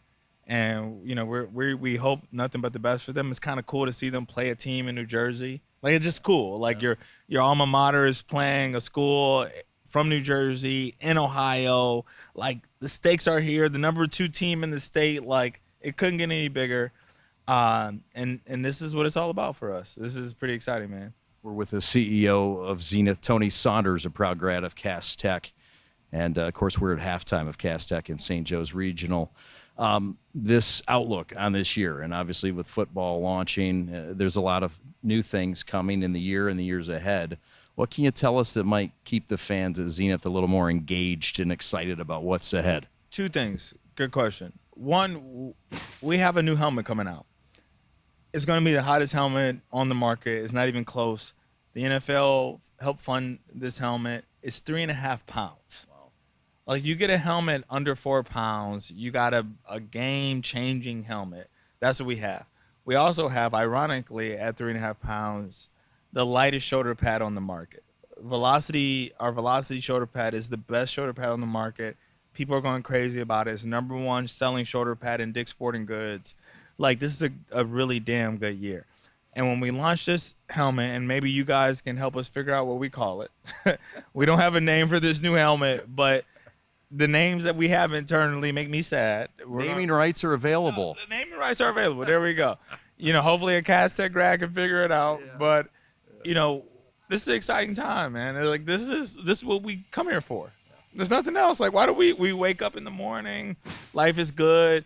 And God is telling you, hey, what are you going to do with your life? And you're like, man, I'm going to change the game in the sport of football. Like, it feels good for us. So this is going to be a really important year for us at Zenith.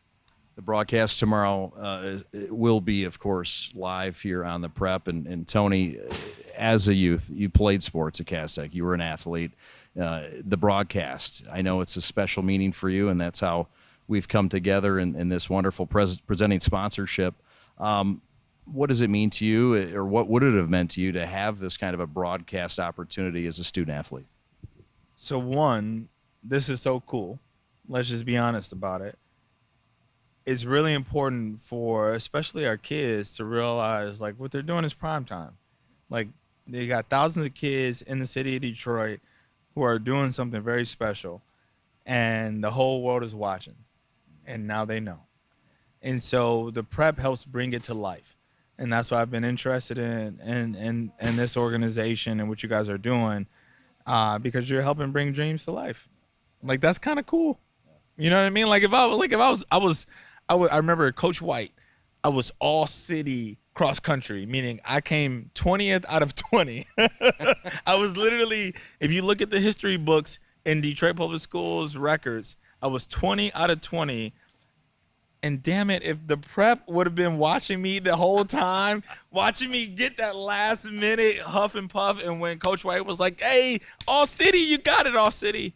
You know, it's a beautiful thing for our kids, but they worked their butt off. You know, they worked their butt off. They got challenges, and they worked their butt off to get to this point. It's important for somebody to acknowledge it. This is a really cool opportunity for the kids to realize what they have before they even know it. They don't know. This is not normal stuff. Right. Tony, thank you very much. We appreciate your sponsorship and being a part of this broadcast and being a part of something really special here today in Ohio against a team from New Jersey. So thanks for making this possible, and we thank you and we thank Zenith. I know we're pre-recording this, but if Cass Tech loses, I'm going to cry. Just letting everybody know I'm going to cry. I'm going to cry. I'm going to do it behind the scenes, but let's go Cass. Let's do it. All right, there he is. That's Tony Saunders, the CEO of Zenith.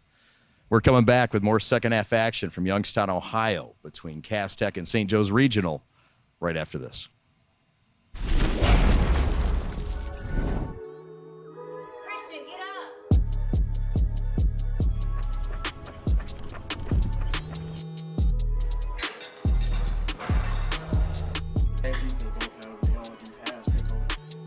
All right, game day don't start Friday. Let's get it, baby. Good job, boy. Ready, go. From an ordinary idea comes a great journey. It all starts with a simple thought, a vision of something bigger, greater than what already exists. It's that spark that ignites the passion and drive to create something truly amazing. At G-Brand, we understand this journey well. We take pride in the details and perfecting every aspect of the process, regardless of how small or big they may be. Because it's more than just a design or a shirt. It's about outfitting future champions. There's something to be said about a team coming together, each member contributing their unique skills, talents, and ideas. It's that collective effort that takes a simple idea and turns it into something truly great. The process can be excruciating, with countless hours spent tirelessly reviewing every detail. But the end result is pure and so rewarding, knowing that we've created something that will inspire greatness in those who wear it. Whether they come from a savage land or a booming metropolis, whether their numbers are 2 or 2 billion, the greatest their numbers could ever become is truly to become one. That's why at G-Brand, we're more than just a clothing company. We're a movement, a community of like-minded individuals who believe in the power of coming together to make a difference. So join us on this journey as we strive to outfit future champions and inspire greatness in all that we do. G-Brand. Now that's game.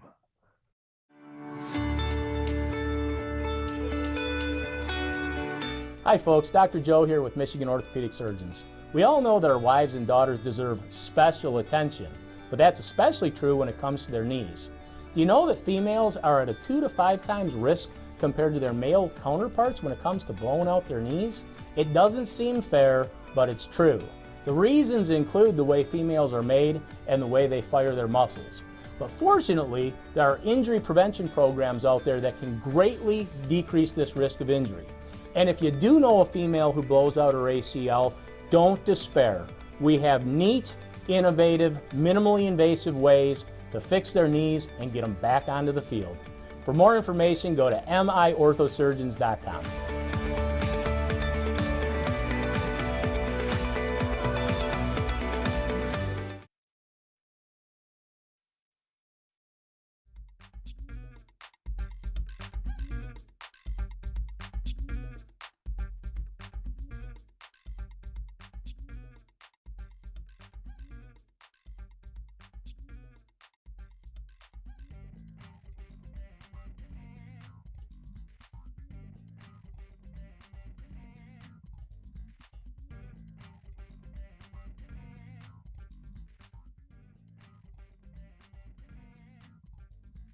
down to St. Joe's 35-7. We are the Prep. Want to thank our executive producer, Alex Westfall. Want to thank our presenting sponsor, Zenith. And the scoreboard update is presented by Zenith. Last night's scores in Michigan and some in Ohio, with the Catholic League adding 3 Ohio teams.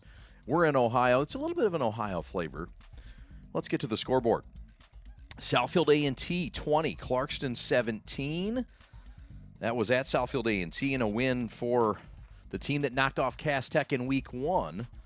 29-27 Southfield A&T. Warren De La Salle gets on the board with a victory. They lost last week.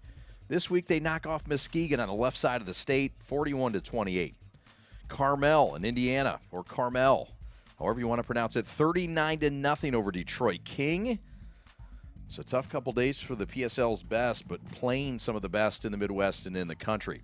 Rochester Adams 35, crosstown rival Rochester High 0. Jamie Johnson's Highlanders got one on the left side of the ledger. Oxford 37, Oak Park 0. And that was a final score from Oxford. Rockford 31, Mona Shores 8. Detroit Catholic Central fell to Toledo Central Catholic 42-21. The CC from Ohio knocks off the CC from Novi. Utica Eisenhower 55, Henry Ford II 7.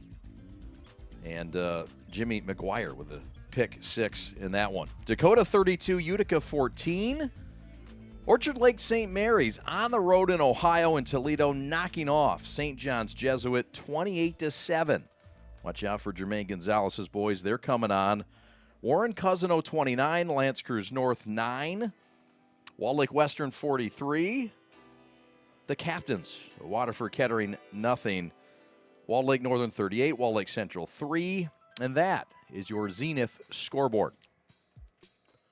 We'll take a quick timeout. We'll come back with Ben Holden with a sideline report right after this from Youngstown, Ohio. Thanks for watching. This is Gridiron Game Day.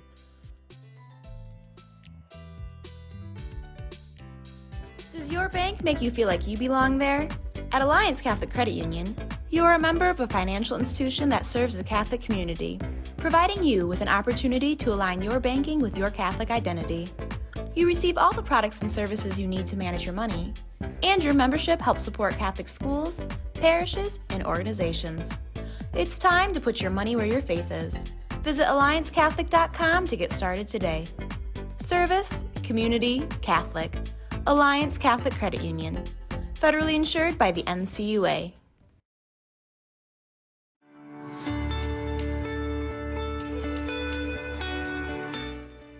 Hi folks, Dr. Joe here again with Michigan Orthopedic Surgeons. Did you know that kids are not little adults when it comes to sports injuries? That's because of something called the growth plate. Growth plates exist all over the human body in our growing athletes. They're actually little cartilage discs that exist at the end of all the long bones. It's simply where a kid grows. The problem is that the growth plate can be the weak link. What might be a sprain, a strain, or a tear in an adult when they hurt themselves can actually be a growth plate fracture in a kid. So it's important, if your kid has hurt themselves and they're not using their arm or they're not able to put weight on a leg, come see one of us, get an x-ray, and make sure it's not a growth plate fracture. For more information, go to miorthosurgeons.com.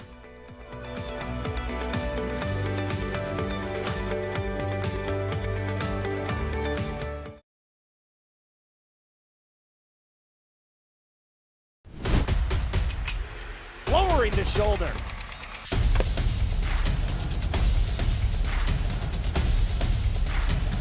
Swing and a miss.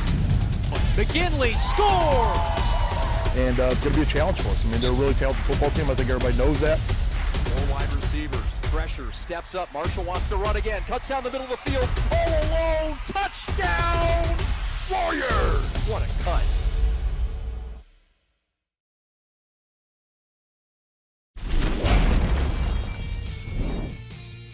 Highlights from the first half. And on the board first were St. Joseph's Regional into the end zone. This was a 23-yard pitch and catch. And it was 7-0 with a PAT. It was the first of 3 touchdown passes in the first quarter. This was an interception. And Cass was driving, starting to get some momentum. And this interception on the fly ball to center by Cameron Austin started another touchdown drive. And this time it was a 3-yard touchdown pass. And that was Nathan Bailey.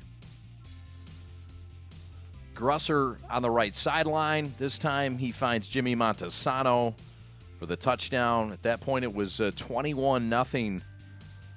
St. Joe's. Grusser patient over the middle. Nearly picked here. Good defense by the technicians to prevent further damage. But the drive wasn't over. Grusser stayed on his feet, kept it moving alive, and would dance into the end zone, or get down to the one rather, and would finish it on his feet here. Hand it off to the big fella, the bell cow, Yasin Willis, the Pitt commit. This made it 35-0. And St. Joe's was off and running, but Cass Tech would come back with their final drive of the half and show some things. You'll see Grusser here with a touchdown run of 9.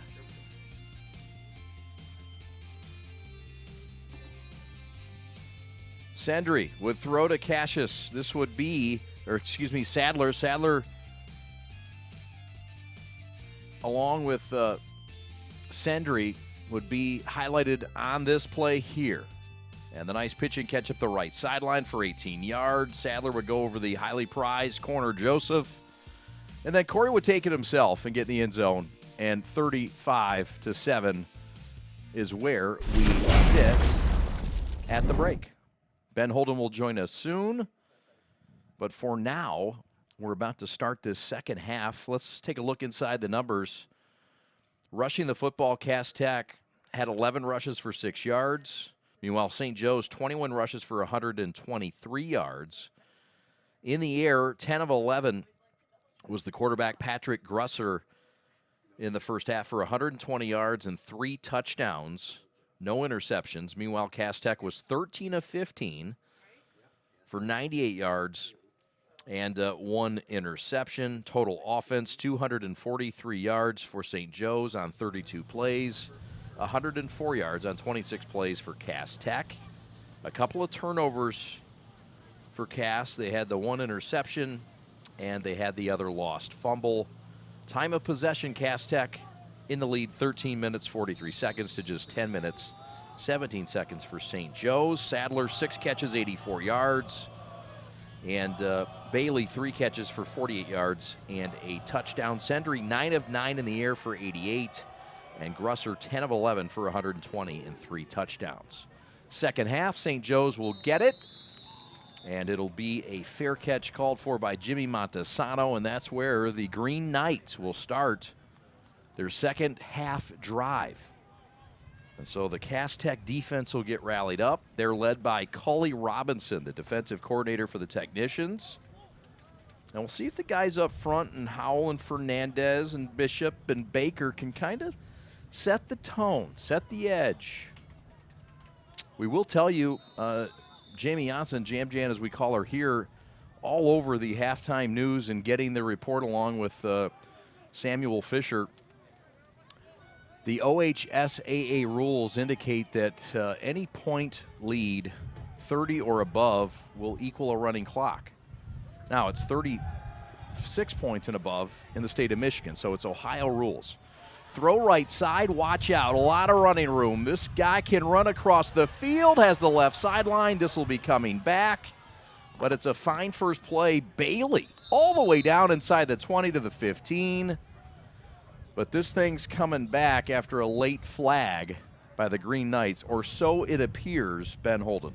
Yes, it does. Good to be back up here. It's toasty down there, and unfortunately didn't connect with Cass Tech's head coach, but sometimes those things happen. He was trying to get his team, I think, refocused and re-energized down there on the field and just simply ran out of time. But nevertheless, here we are and underway here in the third quarter.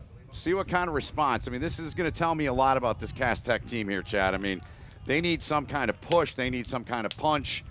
They need to make some plays here in this second half and try to get themselves back into this football game.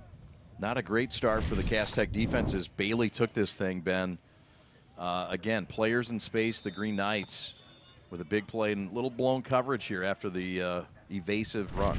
Yeah, just to me, Cass Tech hasn't been sharp at all. They've just had too many miscues, too many mental errors, and St. Joe's has been the team that's had all those things working in their favor here today. So the catch in the run got him all the way down to the 15-yard line, but it was called back after the block in the back, which happened at about the 35. So all in all, this thing moves all the way back to midfield. 2nd down and 10 now for St. Joe's from midfield. Grusser has been fabulous in the game, 10 of 12. Handoff up the middle, and a stout defensive front for Cass Tech to make it just a short gain and set up a 3rd down and long.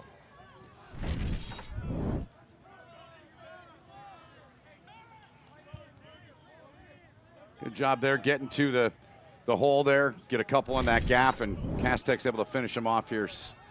2nd down, 3rd and 7 here. McCallum with a stop. 45-yard line for St. Joe's. Grusser in the gun.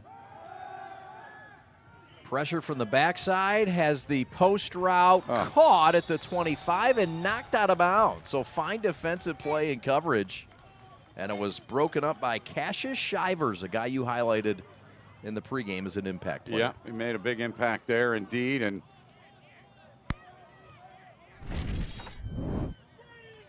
look back here at it as Grusser's had all the time he's wanted. Good throw there.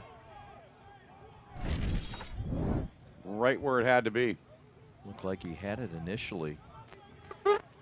Not punting is St. Joe's. So it'll be a 4th and 7 going for it. Or no, I don't know what I'm looking at. It's a pooch punt. It is. Did not see the punter back there. He was hiding on me. Happens. Ball hits the 20, goes high in the air, and so Cass gets a stop defensively on possession 1, Ben. That's what they need. They need to just take this game in chunks. They can't worry about getting all 28 now. They need to just take it a series at a time, literally a play at a time. And, you know, when I was down there at the half, when they came back and the battle cry from the team in white was, there's game left, there's time left, we got to be smart, we got to make plays. And we'll see if they can do it here against a very stout team that they're facing here, this St. Joseph's team out of New Jersey. So just a team to me, the St. Joe's team, I mean, we've seen it. They're buttoned up, they're tight, they're fundamentally sound. They play fast on both sides of the ball, Chad. 12 seconds to play on offense. They get 8 guys up on the line of scrimmage every play seemingly, and they get hats to the ball, and that's just the way they play. And so far today, all the things have gone their way in this one with a 35-7 count. There's Marvin Rushing talking with the officials about something. And I'm not quite sure, but something about positioning. Looked to be the case. So the solution on offense in that final scoring drive, I mean, Corey Sadler along with Seth Sendry, that combo's back out there, Ben. It is, and, you know, I would have liked to have asked their coach, you know, I'd planned on asking him that. Well, what was the game plan coming into the game? And the way the game started, it just got away from them. They were down 3 scores before we knew it in the first quarter. Yep. Personally, I mean, if you want to let Sadler make plays, get him out there and let Sendry come in and run the offense. Handoff is to Lovett. We have not seen much out of Damari Hendricks, the 5'5 freshman who was a spark plug in week 1. He's not in the game. I saw him come off. They had him wrapped up. They have another running back that's out of the lineup as well. Kyrie Daniels also hurt. The running back coach came out and he said, all right, well, I got a banged up running back group, so you go sit over there. So that's a tough deal for Cass Tech. It is tough, and more toughness here is it looks like Howell is down on the field and getting attended to. So we'll see what this is all about. We know the trip for Cass Tech was to come out, play a great quality opponent, and get better. But injury certainly not something that they're looking to sustain on this road trip. This would be a big loss. And big number 51, is that Jelani Walker? Yes, it is. And they've got, you see right there, they've got Jalen Washington. Looks like he's lining up to maybe play center here in place of him. I mean, he's a big guy for them on the outside of their offensive line. He's a prospect at the next level. So it's just been that kind of day for Cass Tech here so far, and seemingly not much has gone right for them. No. Walker, returning to your starter, just a sophomore. Mm-hmm. We'll step aside with 10:20 to go in this third quarter. And Cass Tech will get the football back. They have it back. We'll have their drive right after these.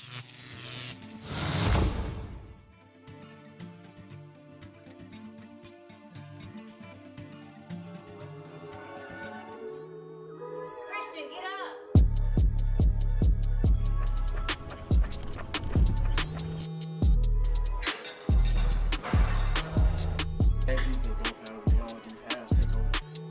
All right, game day don't start Friday. Let's get it, baby.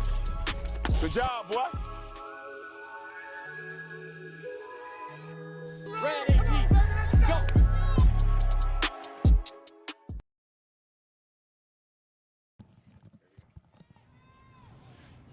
All right, up and off the field is Jelani Walker. Hopefully that's not serious. Pass over the middle, caught. That's Victor Polk from Sendry, and that's a solid pitch and catch. And the first catch of the high school career, first of many for Victor Polk. Yeah, Marvin Rushing told us the other day, he said he played youth football last year. He dominated at that level. He joined their club in the offseason, said he's a dog. He's a yes, sir, no, sir kind of young man. Twitchy, you see his size. He's big. He's 6'3" and about 2 1/4, and a little sling there of the ball to him. And they'll coach him up. And he told us both, Chad, he said this young man could be the next big thing at Cass Tech. And now you got an injured St. Joe's player down. And it is hot down there. That looks like a cramp to me. I'd say the air temp's 85. I'd say it's certainly 95 to 100 down on that field. It's warm with that field turf. You were just down here. Yeah. You did high knees on your way up. That was really good form. I was waiting for the drum major to come out. I'll do that when I go down and when we do the player of the game interview, the G of the game. Yeah, speaking of twitchy, you look kind of twitchy. Well, thanks. It's all the Timmies. That's it. Oh, boy. Well, it looks like a cramp to me. I'm no doctor, but from here, yeah, in that stretching position, yep, that tells me it's all about getting that cramp worked out. Well, Cass Tech, what a program Cass Tech has been. 3-time state champions. Marvin Rushing taking over for Thomas Wilcher, guy that he was working under as a linebacker and defensive coach. Yep. And he's taken some of those principles and added his own. He's got a young team. He does. And Ben, he's building this program back up.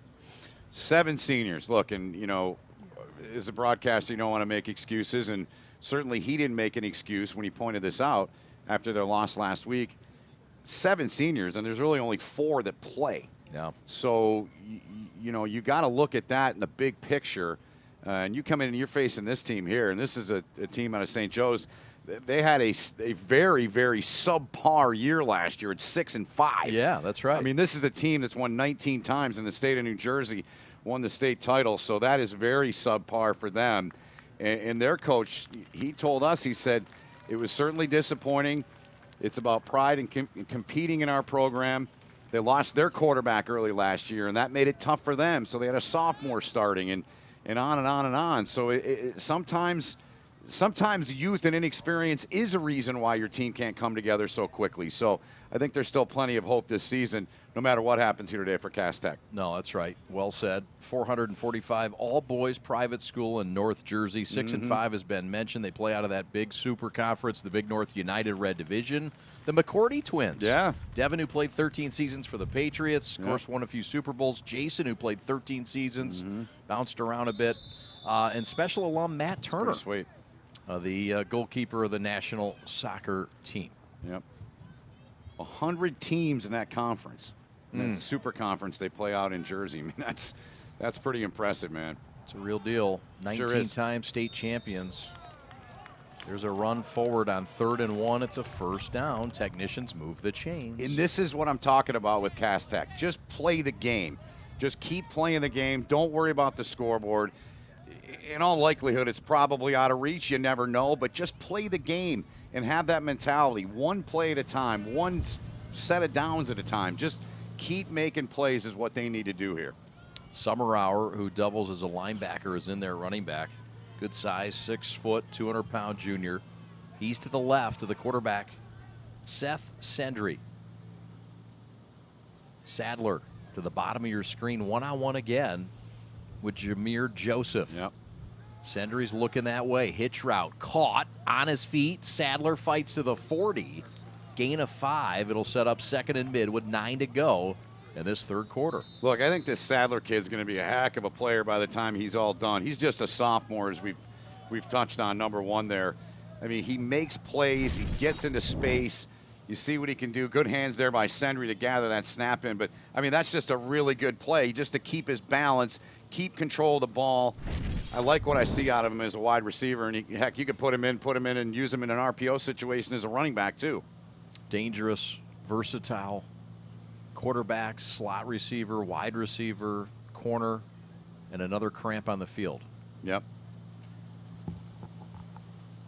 This one looks to be stretched out a little bit quicker, and that's their middle linebacker, the man in the middle that's so fun to watch, and we've talked about him a lot today, Ricky Anastasi. There you look at the technicians team profile, 0-1. They lost to Southfield A&T out of the PSL in the blue. 9-4 a year ago, 4-1 in league play, 2,400 students in this outstanding institution. Notable alums, Jordan Lewis, several others. Special alum, Big Sean. Yeah, I didn't know that. Yes, sir. 2006 grad, multi-platinum recording artist. And a good student, I see, too, with a 3.7. That should be noted. That's good. Big Sean, I mean, you know, he's writing those lyrics. Right. There's some good creative writing skills and multi-talented. We've got a player down. That's Khalif Canty Jr. That does not look good, Chad. That's a Power 5 left tackle guy who just really wants to dominate every rep and has been outstanding for Cass Tech. And this is, I mean, we've had 4 straight plays, 4 straight injuries. Yep. That did not look good. I caught him right as that play ended, and you could see him writhing in pain, just reaching for his leg. And you're right, he is certainly a prospect. He's really a guy that can play all over. He's one of the top-rated tackles in all of high school football, not just in the state of Michigan, but around the country. And that did not look good at all. They're looking at that right leg, that right knee is the area that the training staff appears to be looking at. Clock is stopped with 8.5 to go in the third. It's a 3rd and 3 when we come back to Stambaugh Stadium. This is Gridiron Game Day.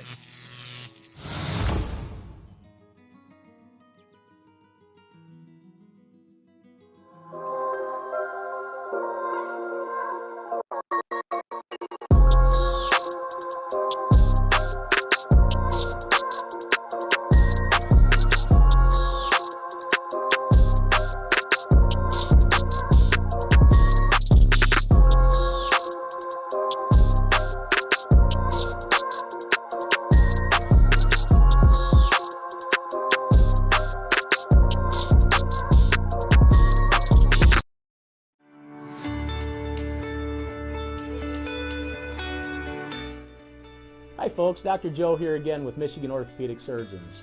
Did you know that kids are not little adults when it comes to sports injuries? That's because of something called the growth plate. Growth plates exist all over the human body in our growing athletes. They're actually little cartilage discs that exist at the end of all the long bones. It's simply where a kid grows. The problem is that the growth plate can be the weak link. What might be a sprain, a strain, or a tear in an adult when they hurt themselves can actually be a growth plate fracture in a kid. So it's important, if your kid has hurt themselves and they're not using their arm or they're not able to put weight on a leg, come see one of us, get an x-ray, and make sure it's not a growth plate fracture. For more information, go to miorthosurgeons.com.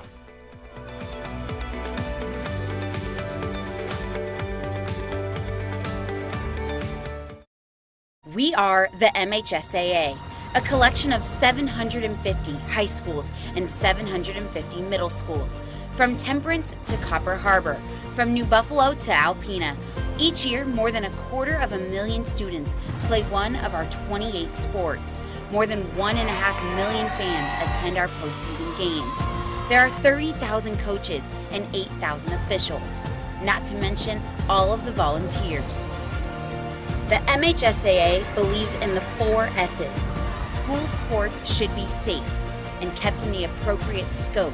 We believe nothing beats great sportsmanship, and that scholarship in the classroom is more important than excellence on the field or court. Most of all, we believe school sports should be fun. So come out and join us at a game. Support your school, support your community, and come see what the excitement is all about. Lowering the shoulder.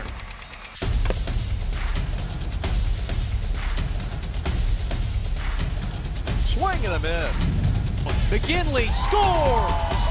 And it's going to be a challenge for us. I mean, they're a really talented football team. I think everybody knows that. 4 wide receivers. Pressure, steps up. Marshall wants to run again. Cuts down the middle of the field. All alone. Touchdown!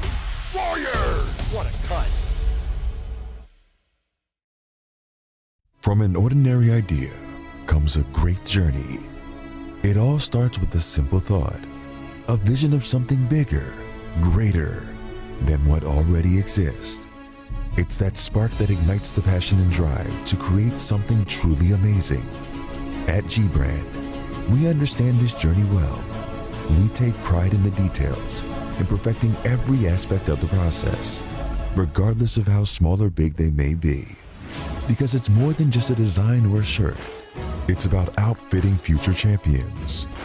There's something to be said about a team coming together, each member contributing their unique skills, talents, and ideas.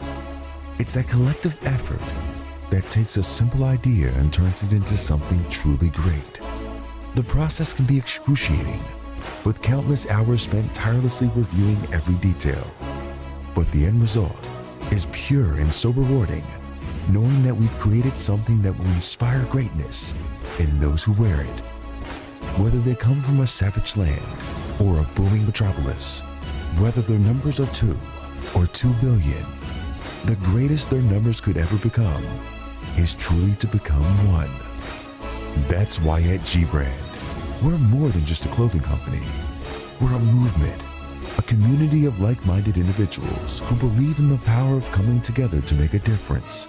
So join us on this journey as we strive to outfit future champions and inspire greatness in all that we do. G-Brand. Now that's game. If your company wants to make the turn to the next level, make sure you contact Make the Turn, an award-winning digital marketing firm based right here in Metro Detroit, founded by Mike Sullivan and Kyle Bogie in 2019. They've quickly grown to a full team of professionals who can create custom marketing solutions to help your business grow. Welcome back. Right now, 35-7, St. Joe's and Cass Tech, but the thought and the attention is on Jelani Walker, the center who came off under his own power. Sendry throws right side. Sadler has some running room, has a first down, has more across midfield. There is a flag down. The ball is out. Everything's loose. Mayhem on the field. Cass recovers. There is a flag down, and so this one will be coming back a little bit, but the impact made, these two have tagged up in a nice combo in the late part of this game. I'm going to follow your all-state lead. That was mayhem. The ball came out. There's flags everywhere. There was a guy getting held onto. There's another player down for St. Joe's cramping up. And we were waiting for them to help Khalif Canty off, the 6'5", 310-pound sophomore who did looked like some pretty significant pain he was in, no question, that right leg. And they helped him off, and they're tending to him now down to our left in the bench area for Cass Tech. The injuries can stop here, partner. There's been too many. 4 straight plays of two for Cass Tech. Guys cramping up on the other side. It's been a strange third quarter here. It's concerning, and it's starting to eat into my Saturday night life. I'm kidding. I have 2 kids, young. There's no life. I have no life. Certainly not a Saturday night life. You own your own company, or? No. At least one I know of, probably more knowing you, but you don't have much of a life. No, I don't. Social life, I mean. No, in every which way. You were correct. You just tell me I'm a loser, Ben. No, you're not. Okay. I would never say that. You work too hard. Would never say that to your face. No. 1st and 10 from the 46. Ali Hadi says he would tell me to. You already have told me that. Twice. Sendry in trouble, and down he won't go yet. Finally wrapped up back to the 38. This is a big loss of 8. And behind the sticks on 1st down as Cass thinks of that front, led by Ferrara. Yeah, he's been great. I mean, he's, his coach, I think, is pretty Jersey, Dan Marangi. I mean, and I mean that respectfully, but he could not stop talking about the young man Ferrara you're talking about. He said, this guy is the epitome of a North Jersey guy. Epitome. Yeah. Built like one, big, strong, got a motor.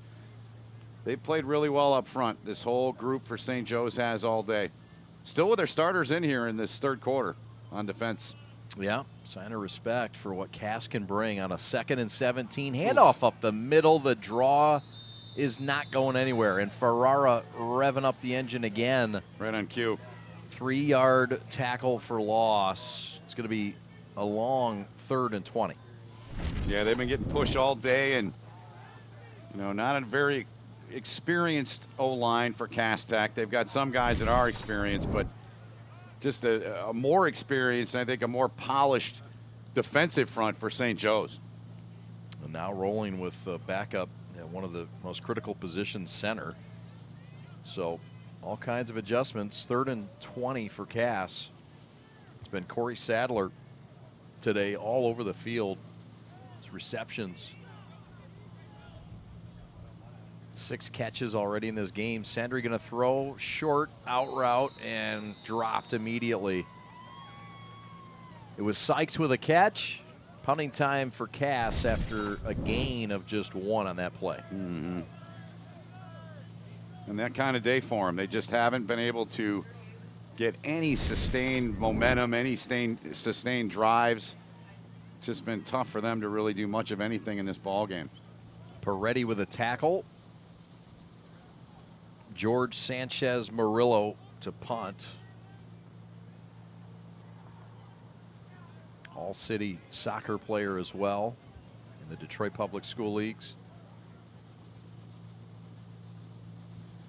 Pressure and blocked. Ball in the air, ball loose, and picked up on the right sideline and ran in. Touchdown, Javon Williams. And down is the punter, George Sanchez Murillo, and things starting to really unravel in Eastern Ohio right now. You're not kidding.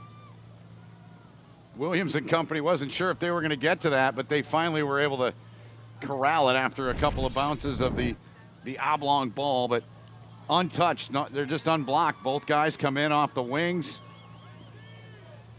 get to it, and then finally getting a handle on it was Javon Williams. Looked like Jameer Joseph got the block. So it's 41-7. It's now a running clock for the first time this afternoon again, as Jamie Janssen reported at halftime. A 30-point or greater lead of margin and a running clock. And your Saturday night plans are still alive in Cleveland, Betty.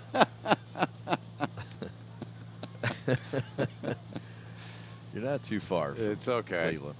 I'm not in a big hurry, but yeah, I don't know this, but I mean, I got to believe it's been quite some time since Cass Tech has been in a situation where they've been on the wrong end of a running clock. Am I right? You've done more of their games with your company and your network here. Yeah. And I haven't done a lot of high school games in years, but I mean, this has got to be pretty humbling for Cass Tech right now. I mean, nothing's going right. Guys are getting hurt left and right. They're just not able to do much of anything. I mean, they've rushed for a yard in this game on 16 carries. They have 142 yards of offense. They've ran 35 plays. Each team has ran 35 plays. St. Joe's 246. They're averaging 7 per play. Cass Tech's only averaging 4 yards a play. So it's just been a tough go for them, just really since this game started. Really says it all. Cass Tech will regroup, and next week we'll take on one of their rivals, Detroit Renaissance, before taking on their biggest rival the following week in a game that we'll have here on the Prep, Detroit Martin Luther King. Uh-oh. I hope I'm invited to that one. I think you will be. Cool. Carmel won over King, Carmel of Indiana, 39-0 against King. King also lost the opening week to St. Xavier of Cincinnati. Yeah, they're always in a big good. way. They're always good, yeah. But you know what? These schools are going out and playing teams. They have to. Yeah. Nobody wants to play, the Castex, the Kings.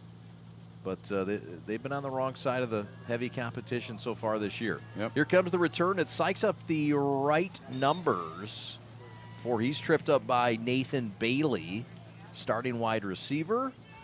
Here comes Sendry and the Technicians offense.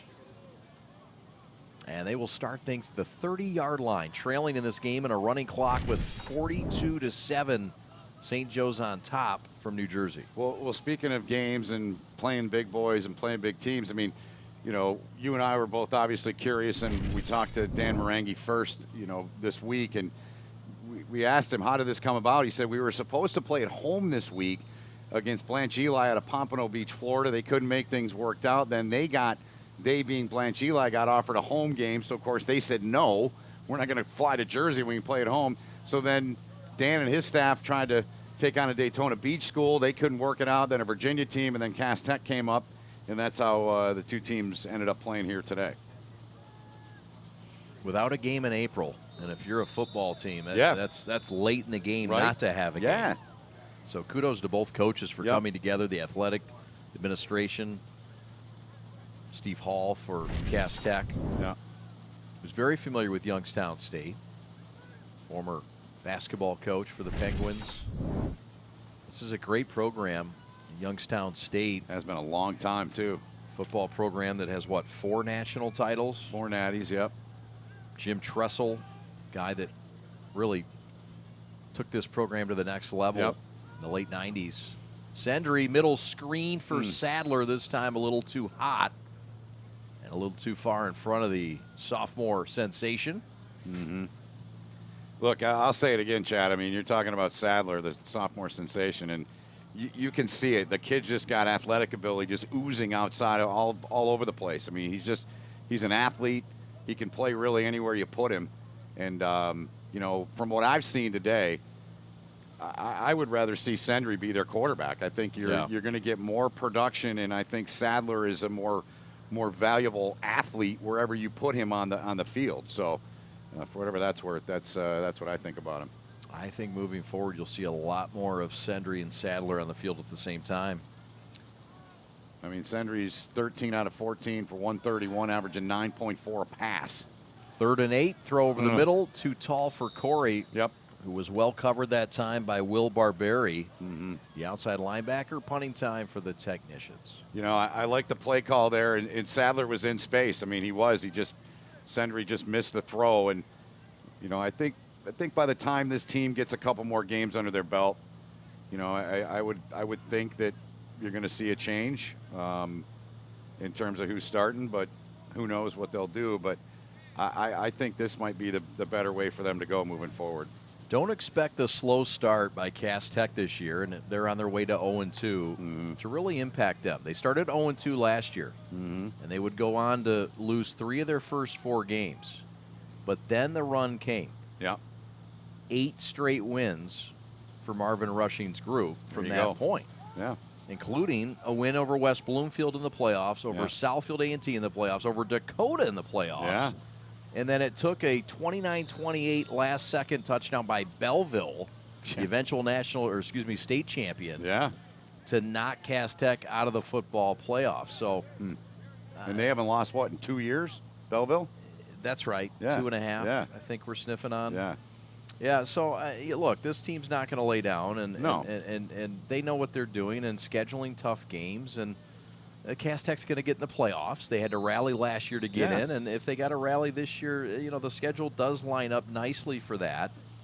But I don't think they're going to lay down the rest of the way. They've got too much talent and too much promise. We've seen a little bit of that here in the second half. Well, what do coaches and players, you were an athlete in college and high school and all those things, but what do coaches and players often talk about? It's not so much the wins. More times than not, you ask a player or coach, what affects you more? What do you remember more? The games you lost. Right. And in this case, look, this thing is 42-7 now as we're moving to the fourth quarter. But there are certainly a ton of coaching points in areas that Marvin Rushing and his staff, and he's got a really good staff, both these sides do, but he's got a really good staff that they can do a lot of work on, because so far today they've had it put to them, to be quite honest with you. We're headed to the fourth quarter. St. Joe's up by a fistful of touchdowns. Back to Youngstown right after this.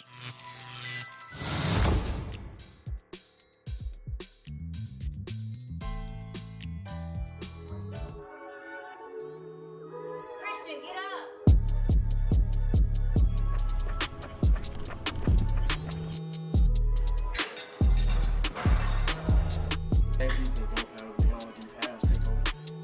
All right, game day don't start Friday. Let's get it, baby. Good job, boy. Red 18, go.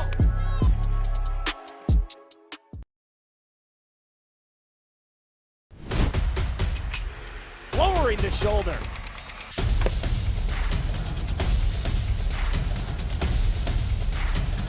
Swing and a miss. McGinley scores! And it's going to be a challenge for us. I mean, they're a really talented football team. I think everybody knows that. Four wide receivers. Pressure. Steps up. Marshall wants to run again. Cuts down the middle of the field. All alone. Touchdown! Warriors! What a cut.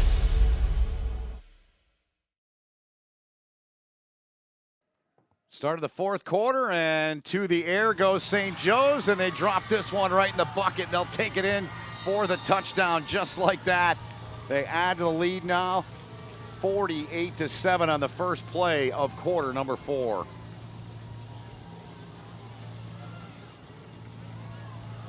Second touchdown of the day, I believe, for Rossignol. Fourth touchdown pass of the day for Grusser. And man, oh man, that's the first big deep ball we've seen that has gone the distance, Ben. Can we well, let's get through this first. But this quarterback, I've been so impressed watching him play all day. He has just been darn near perfect in this game. Yeah. Aside from his coach telling me at halftime, he's running a little much. I know he's being sarcastic. But this kid has played unbelievable. And really, I mean, you think about this. They've got the #1 running back in the state of New Jersey, right? He scored a touchdown. I don't want to say he hasn't done anything. He's done some. But he has not impacted this game like... Not at all. I personally, all right, we're going to see this kid get the ball 25 times. And they haven't had to. They haven't had to. Yeah. And so that's just great coaching and great skill at all the key positions, Chad, to me. This team's, they're a loaded team. They got a lot of really good things about them. And they got a favorable matchup there, exposed it. And Rossignol is in the end zone for the touchdown. 49-7, 10:51 left. Yep. Clock only stops after a touchdown. Yep. And so it is paused right now. So 2 straight weeks this St. Joe's side has scored 49 points. They did it 49-10 last week. They went down just south of Asheville, North Carolina, and played the Christ School. Their coach told us, he said, look, we learned a lot about our team. They were a solid club. They got a linebacker, an Alabama commit, bunch of D1 guys on that team, and they made pretty quick work of them, winning by 39 points in that. So, and Dan Marangi felt that everything that they need to correct are things that are easily correctable, minor things. But I've seen a very sound football team here. This team from New Jersey here today, Chad. They're really good in every phase. Really are. 6-5 last year, as you mentioned. They were a very young team. Yep. Quarterback was injured in week 3, but look, their head coach said we had to look in the mirror and do some self-evaluation. And boy, have they ever. What a comeback, ranked #2 in New Jersey. We're seeing why today. Yeah, behind Don Bosco. That's right. Yeah. Will Sykes has the left sideline. Will Sykes might go the distance. He will. Nobody will touch Sykes. He'll go into the end zone for a touchdown. Return of about 90 yards on the play. Will Sykes, touchdown, Cass Tech. And the sophomore with a return of 91 yards. See, that's another positive. That's what I talked about at the start of the half, Chad.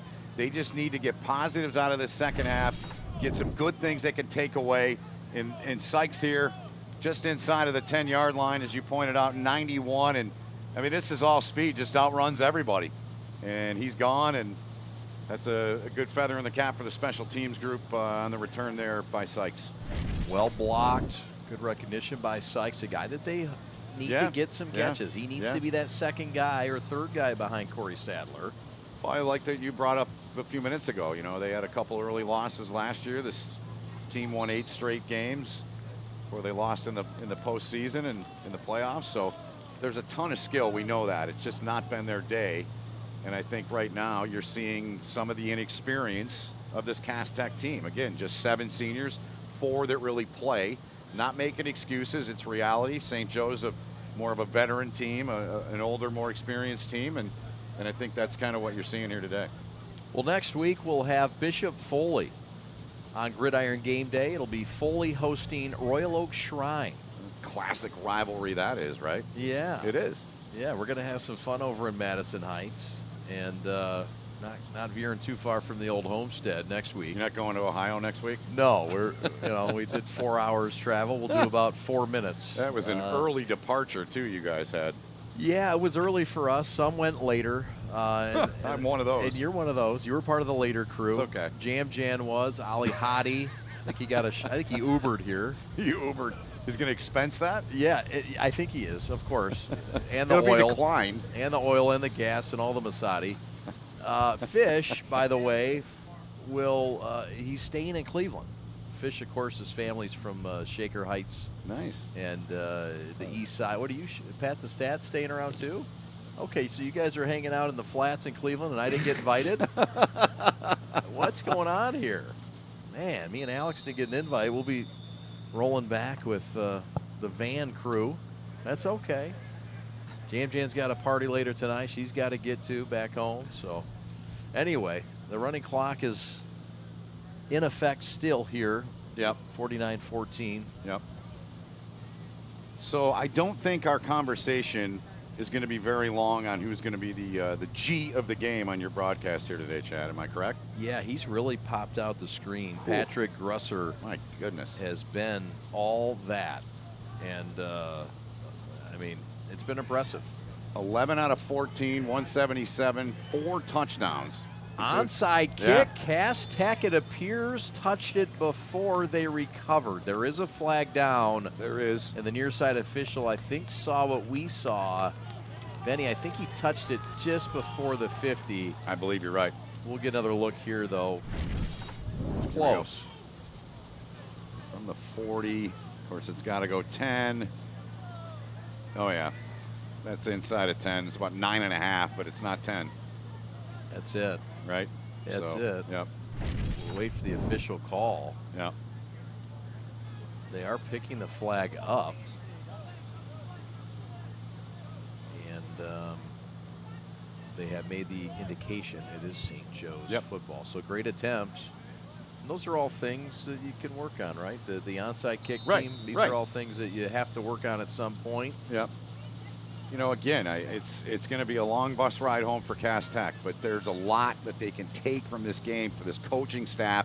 I mean, they've got so much tape, so many things they can go through to reinforce and adjust and give their players some confidence in some areas where the few areas they have had some confidence. Run up the middle, and this is going to drag a defender down to the 30. It's a 19-yard gain on first down. And the carry is by the reserve running back, Sumter. We also have a new quarterback in the game. Yep. And Monty Krakuti. Yep. Monty Krakuti has checked in as the second quarterback for St. Joseph's.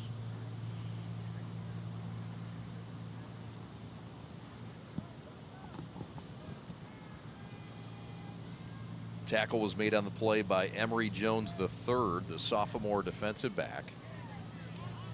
As Krakuti is in, and so Grusser's day is over with 6:50 left, running clock, and St. Joe's in the lead 49-14. Gridiron Game Day sponsored by Zenith. Oof.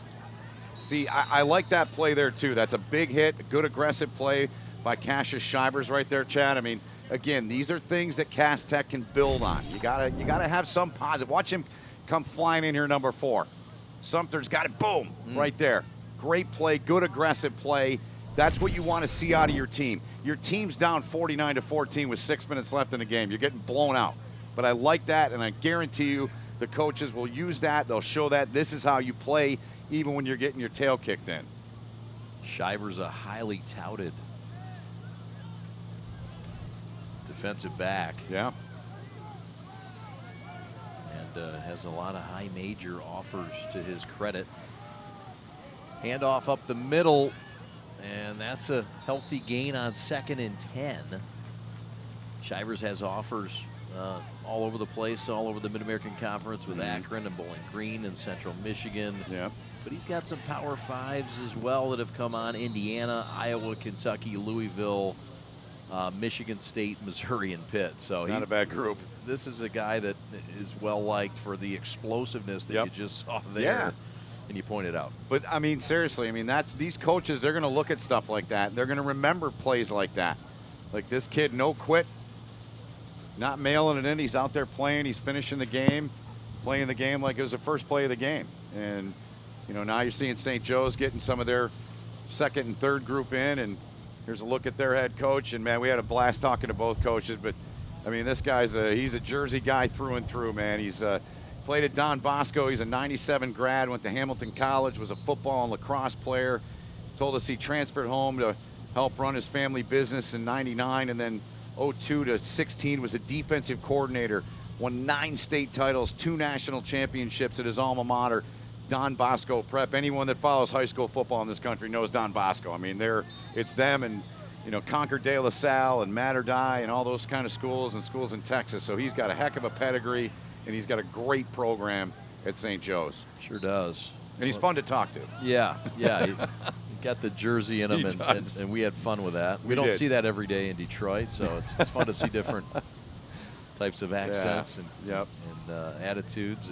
But both coaches were outstanding this week. We thank them for their time. You took the words right out of my mouth. I wanted to say that on the air here. Thanks to both the coaching staffs, and make our job a lot easier. We can be more prepared to give you the best we can here on the air.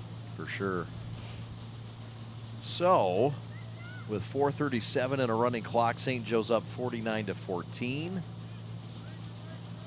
And the reserve quarterback was now checked into the lineup in Monty Krakouti in the shotgun formation. 1st and 10 from the 19-yard line. Give up the middle, ball knocked out, but recovered on his own fumble. And that was number 30, the ball carrier, Nicholas Huliev.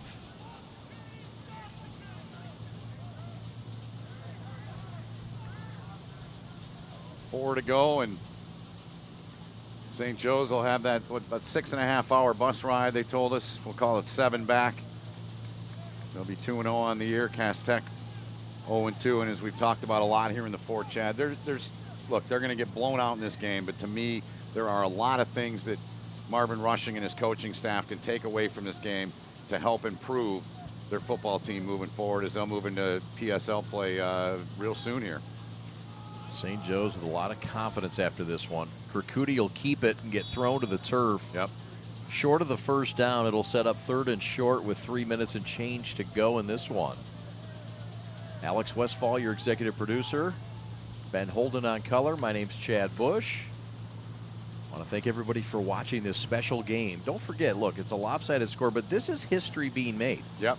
Cass Tech, a team from Michigan, playing the first team ever from a non-border state. That's a team outside of Illinois, Indiana, Ohio.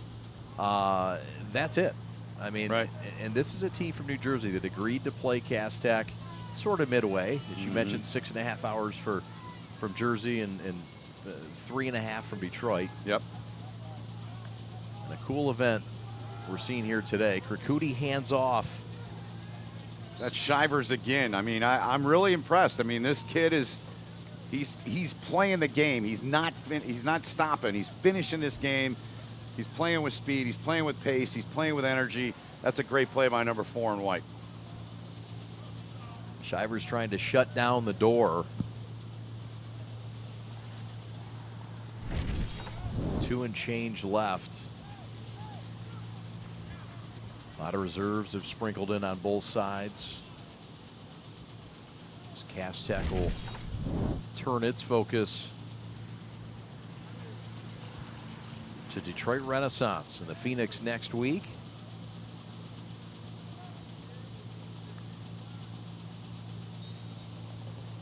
And St. Joe's is going to take a knee. We'll have our G of the game, sponsored by G Brand USA, coming up. Ben Holden will speak with our player of the game, who I think we've made no mistake who we believe it is. Patrick Grusser. 90 seconds left this Saturday afternoon in Youngstown, Ohio. Appreciate everybody listening and watching here on the prep.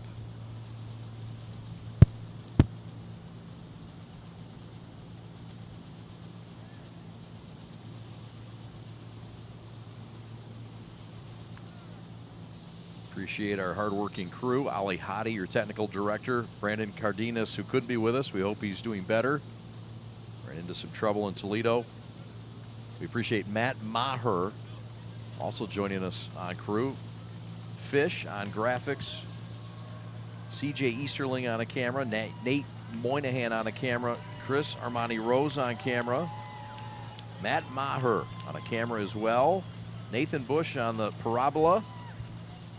Jamie Janssen and Pat Bush on stats. We appreciate everybody here as the teams are shaking hands.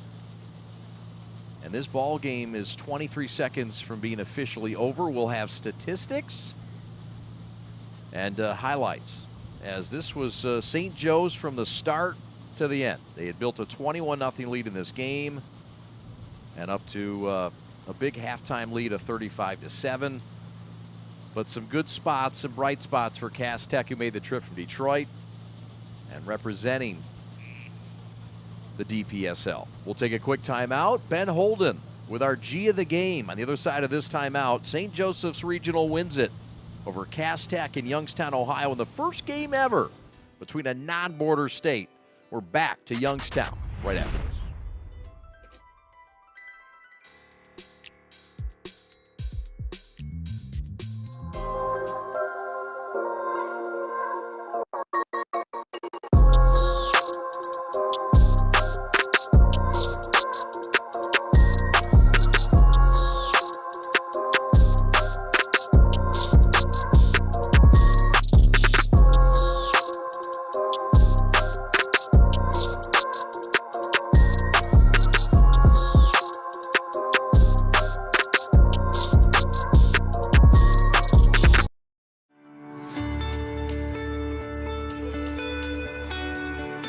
Hi folks, Dr. Joe here again with Michigan Orthopedic Surgeons. Everywhere you look this time of year, people are running, and that's a great thing because running is an excellent exercise, especially for your cardiovascular and musculoskeletal systems.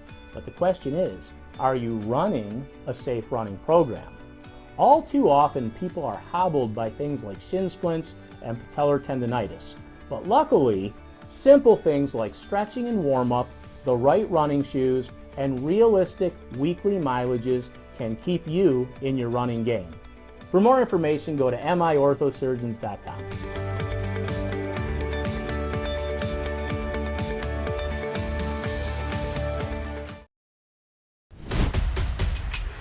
Lowering the shoulder.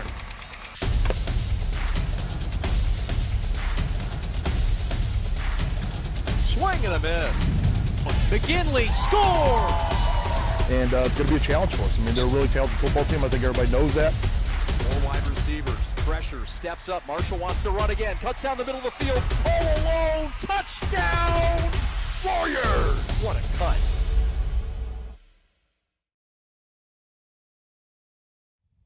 Down here on the field after a convincing win for St. Joe's. They win this one going away over Detroit Cass Tech. Time for our G of the game, and this guy's, he's the OG today, Patrick Grusser. What a performance by you and your teammates. How'd you guys do it? It seemed like you had it going from the onset of the ball game. Yeah, so I mean, we knew that Cass Tech was a great opponent. We knew that we had to be on our A game coming down here, so we stuck together and we had a great week of practice and a great couple days down here, and we took care of business. So it speaks for itself, and scoreboard definitely is lit up today, so it's all good over here. And you had a lot to do with that. I know you're going to give your teammates credit, and I get that. I understand that, and I respect it. But a 4-touchdown day in the air, 1 on the ground, what works so well for you throwing the ball? Let's start there. You know, it's just the trust that I have for my receivers. When I break the pocket, it's the ability for me to know where my receivers are going to be downfield, and the ability that the receivers have to know where I'm going to be so they can work with me and we can get a big play out there. So it worked really well for us today. It did, no question. I talked to your coach at halftime. I said, you know, I asked for his assessment of you in the first half, and he said he was great. He was running a little much. I know he was kidding around there. But just this team, I mean, the weapons you guys have, I mean, with Willis in the backfield, and it really, it's no disrespect. He didn't need to be a factor. That shows a lot about your team, doesn't it? Sure. I mean, we're definitely not a single-man team. We're a whole team. We don't single one guy out, and we need to stay together as a team and play as a team, so that's it. Well, the bus ride I was told is about 6.5. Are you in charge of movies on the way back? I would say no, but if I were in charge, I would definitely put on some Indiana Jones, my favorite movie. Jones, all right. Well, you can put this on too. This is our G of the Game hat. Thank you. There you go. So you got that to wear that home. Yes, congrats to you and your teammates, and I know for you guys, last thing, I mean, you play in this crazy good league in Jersey, and your coach told us about it and all that, and all the titles you've won. This is just another step, I presume, for you guys in this season, because I know last year was a tough season for you guys. For sure, yeah. So, I mean, we definitely have a bunch of difficult opponents this year that we're faced back in New Jersey, so we just got to get our minds right for this, and this is just one step in the door, and we just got to keep the train moving. So, make it to MetLife. There you go. Well, right now, go get rid of the team and enjoy the bus ride home, young man. Thanks for this. Thank you very much. Patrick Grusser, our G of the game. And I mean, I said on the air chat a couple times, I was so impressed watching this young guy. It wasn't like Dan Marenghi, their coach.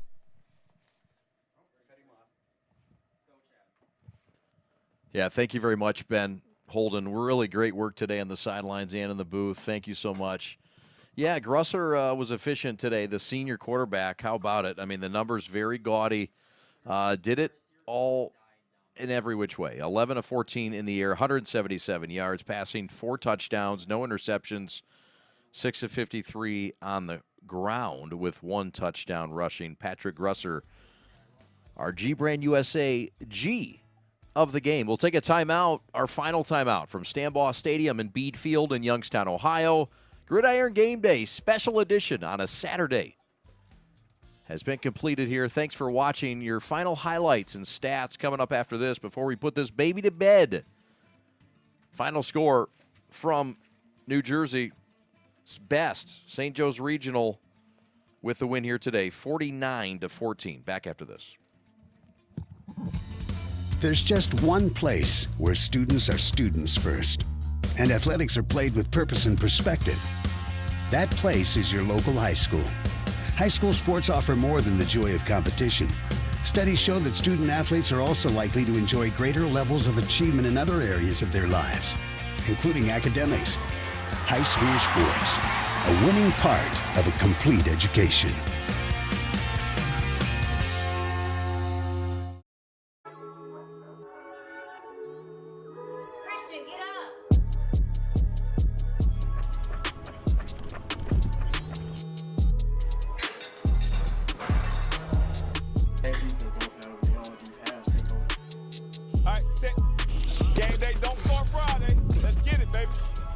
Good job, boy. Ready, go.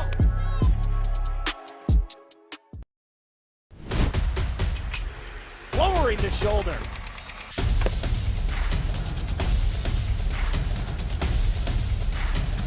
Swing and a miss. McGinley scores! And it's going to be a challenge for us. I mean, they're a really talented football team. I think everybody knows that. 4 wide receivers. Pressure, steps up. Marshall wants to run again. Cuts down the middle of the field. All alone. Touchdown, Warriors! What a cut.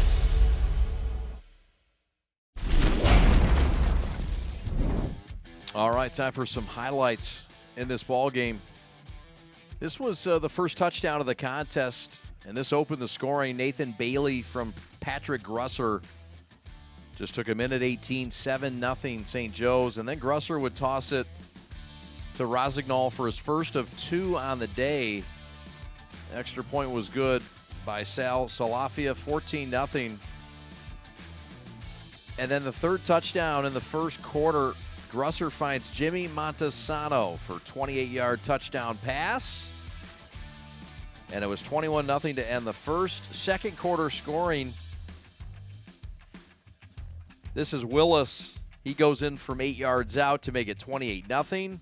And a drive that took just 1:10. All the scoring drives under 2 minutes and 16 seconds, by the way. Grusser would do it on his legs with a 10-yard touchdown run around right end. 35-0 late in the first half. And then Corey Sadler would take it in himself after a nice drive. And after Sendry had checked into the game. But then the second half, things started out as Javon Williams would pick up the blocked punt and trot in to make it 42-7. The running clock was on. And then it was time for Rossignol again. This time he did it from 57 yards out from Grusser. Grusser's 4-touchdown pass of the day. And then Cass Tech would get loose. This is Will Sykes. Watch out for Will. He would go 91 yards, go the distance, and get Cass Tech their second touchdown of the game and cap off the scoring in this one. Final score 49-14, St. Joe's Regional over Cass Tech. Ben Holden back up in the booth doing great work and duty. Appreciate it, man. Great job down there, partner. Yeah. Your final thoughts today on this victory for St. Joseph's and the lessons learned for Cass Tech. Yeah. Both teams moving on with a lot of things to learn from. I mean, I think this St. Joe squad, I think they're primed. They get into their conference with Bosco and St. Peter's and all those teams they play in that powerhouse conference. And touching on it there with Patrick Russ in the interview, it wasn't disrespectful about Yasin Willis, but he didn't have to do anything today. Didn't need him. I mean, this team has got a ton of weapons, and I don't think that we saw the best of their receivers either. Right. Because remember, the first 3 times they scored, they basically scored from midfield. So that's a credit to them, their depth and the players they got. And I like quarterback. I like him a lot. I think he's a really good player. Defensively, they're sound as heck. And, I was walking by, came back up and walked by Cass Tech, and Sadler was talking to the team. And they were talking about, we got to learn from this. We got to get back to work. We got to regroup. That tells me what they think about Corey Sadler. This kid's a sophomore, and after a loss like this, he's talking to their team. There could have been others, but when I walked by, it was him. And then I heard waits 3 days this week, and we're going to get after it. So I think Cass Tech will be all right. They got some things to clean up, obviously. They got a lot of athletes on both sides of the ball. I think they're going to be a very good team when it's all said and done in the state of Michigan. All right, partner. Great week today. Great work today. Double duty. Safe travels back. Have fun in Cleveland tonight. Will do, man. All right, brother. Alex Westfall, your executive producer. Want to thank all the folks involved for making this possible. Special thanks to Zenith, our presenting sponsor. Want to thank Tony Saunders, the CEO of Zenith, who you heard from at halftime. Special thanks to both coaches, Marvin Rushing for Cass Tech, and the bench boss for St. Joe's and Dan Marangi. My name is Chad Bush. For my partner, Ben Holden, we will talk to you next week from Bishop Foley. But for now, so long. Gridiron Game Day on a Saturday, making history in Youngstown, Ohio. Time to say goodnight. Thanks for watching. So long, everybody.